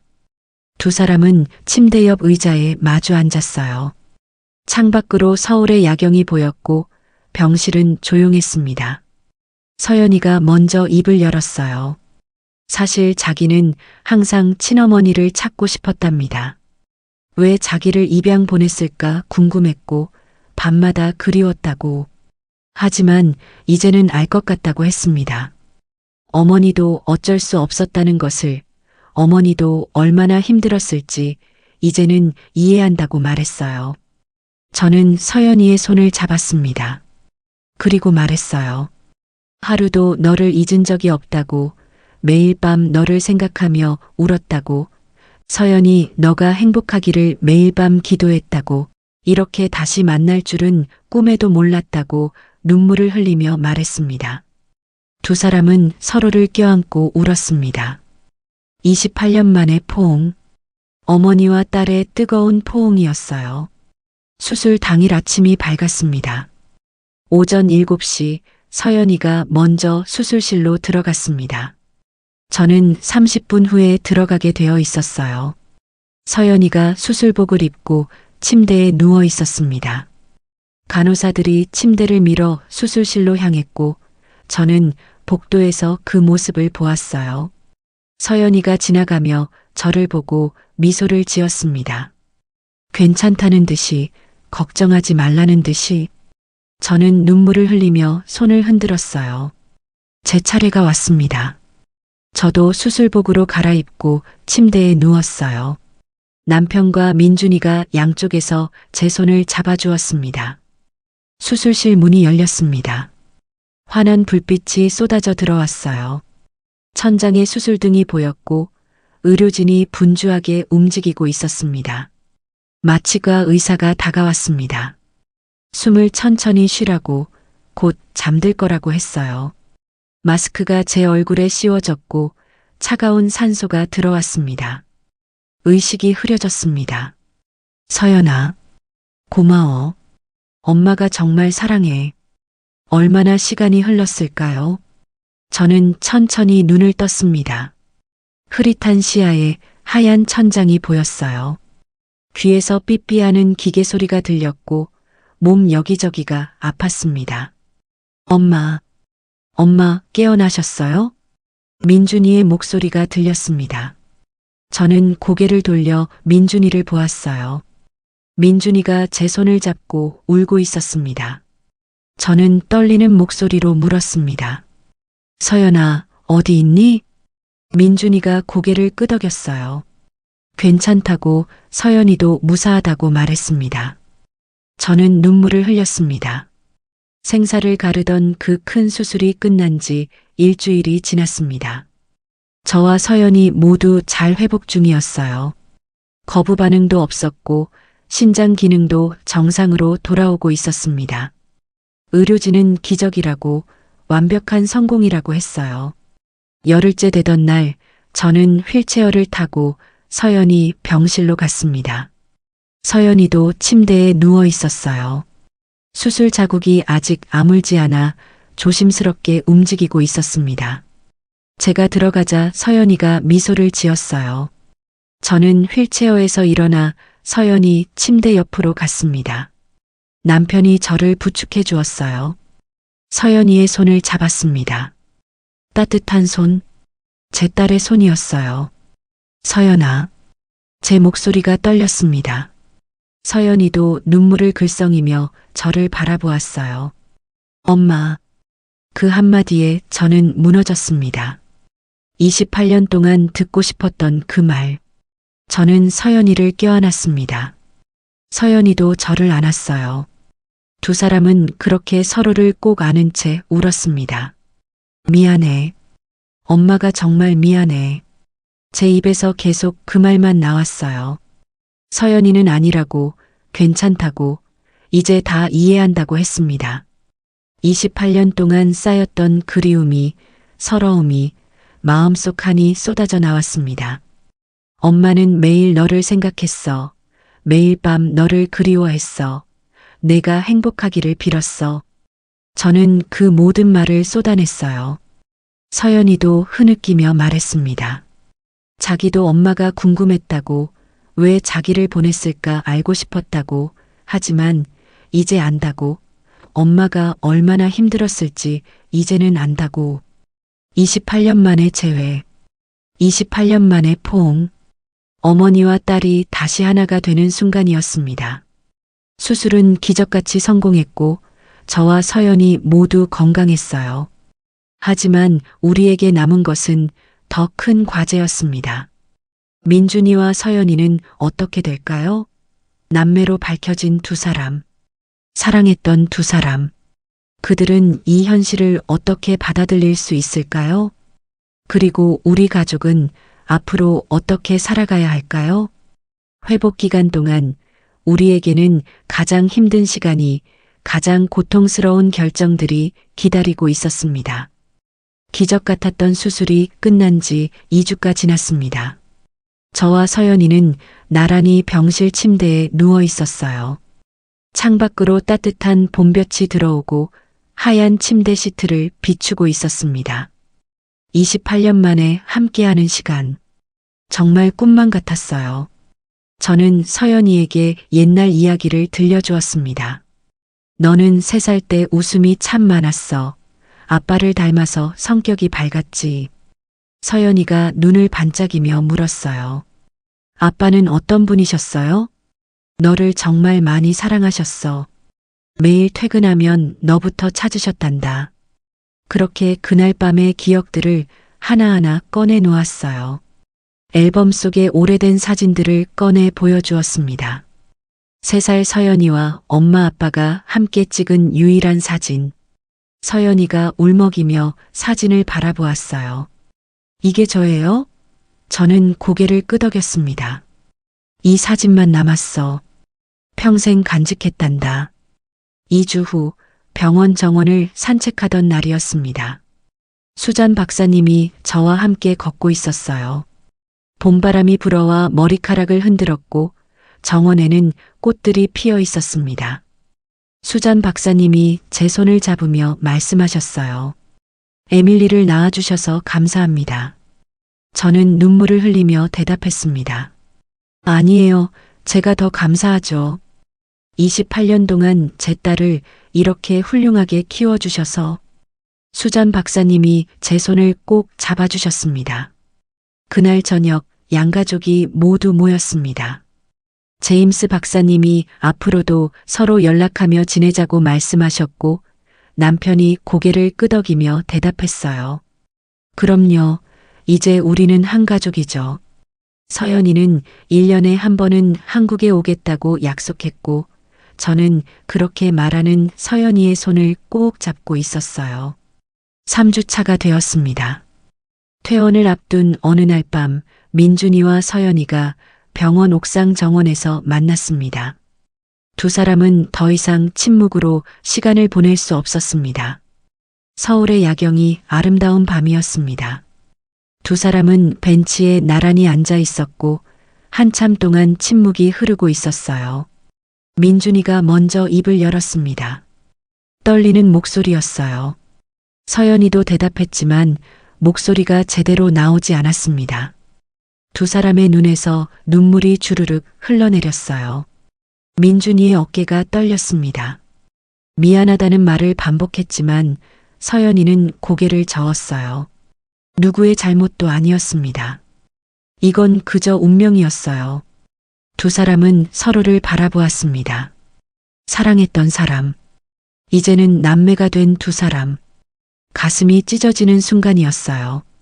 민준이가 떨리는 목소리로 말했습니다. 사랑했다고, 정말 많이 사랑했다고. 서연이도 눈물을 흘리며 고백했어요. 자기도 민준이를 정말 사랑했다고. 하지만 이제 두 사람은 남매라고, 동생과 누나라고 말했습니다. 민준이가 고개를 끄덕였습니다. 그래, 평생 누나 곁을 지키겠다고, 동생으로 남겠다고. 두 사람은 서로를 껴안았습니다. 그리고 한참을 오열했어요. 이별을 받아들이는 시간이었습니다. 한참을 안고 있던 두 사람은 천천히 얼굴을 들어 서로를 바라보았습니다.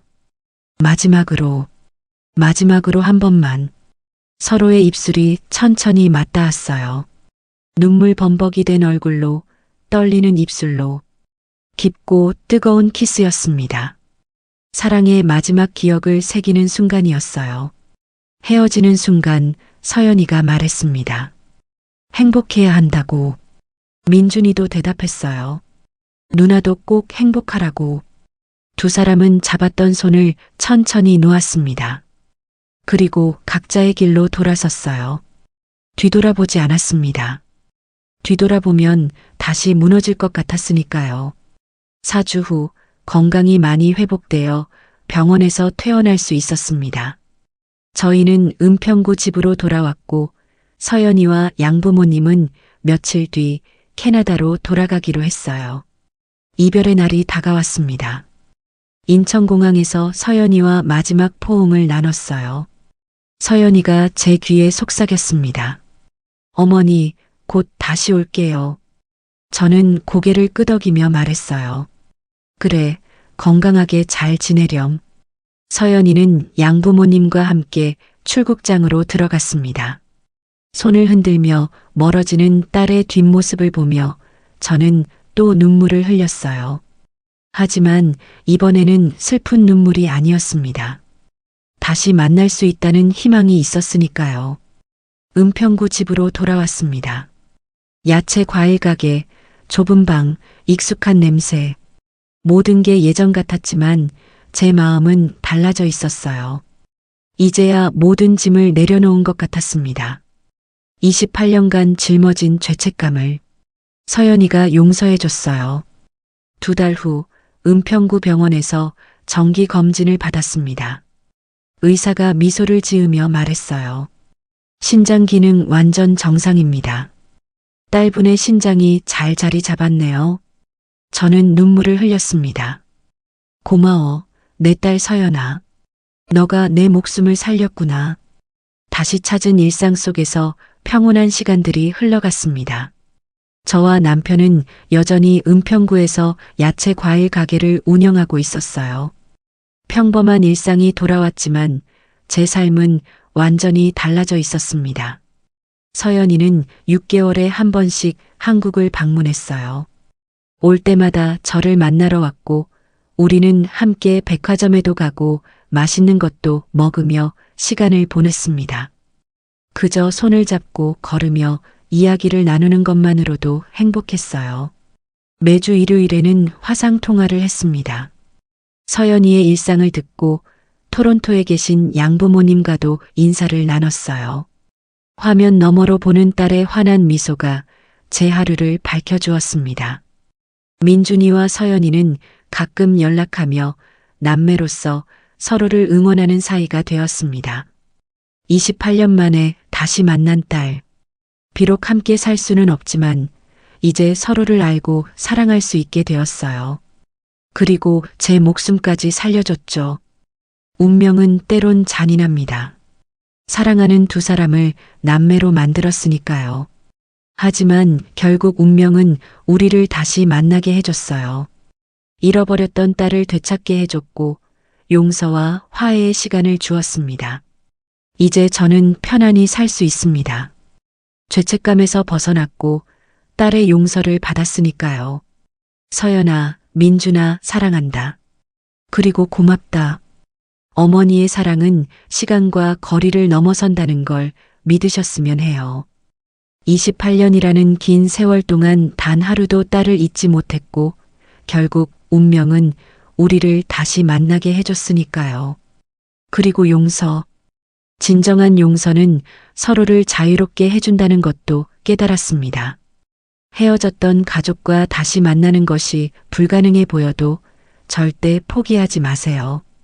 혈연의 끈은 결코 끊어지지 않으니까요. 오늘도 6시 내 사연, 인생 이야기를 끝까지 함께 해주신 시청자 여러분, 진심으로 감사드립니다. 구독과 좋아요로 보내주시는 따뜻한 응원이 늘 큰 힘이 되고 있습니다.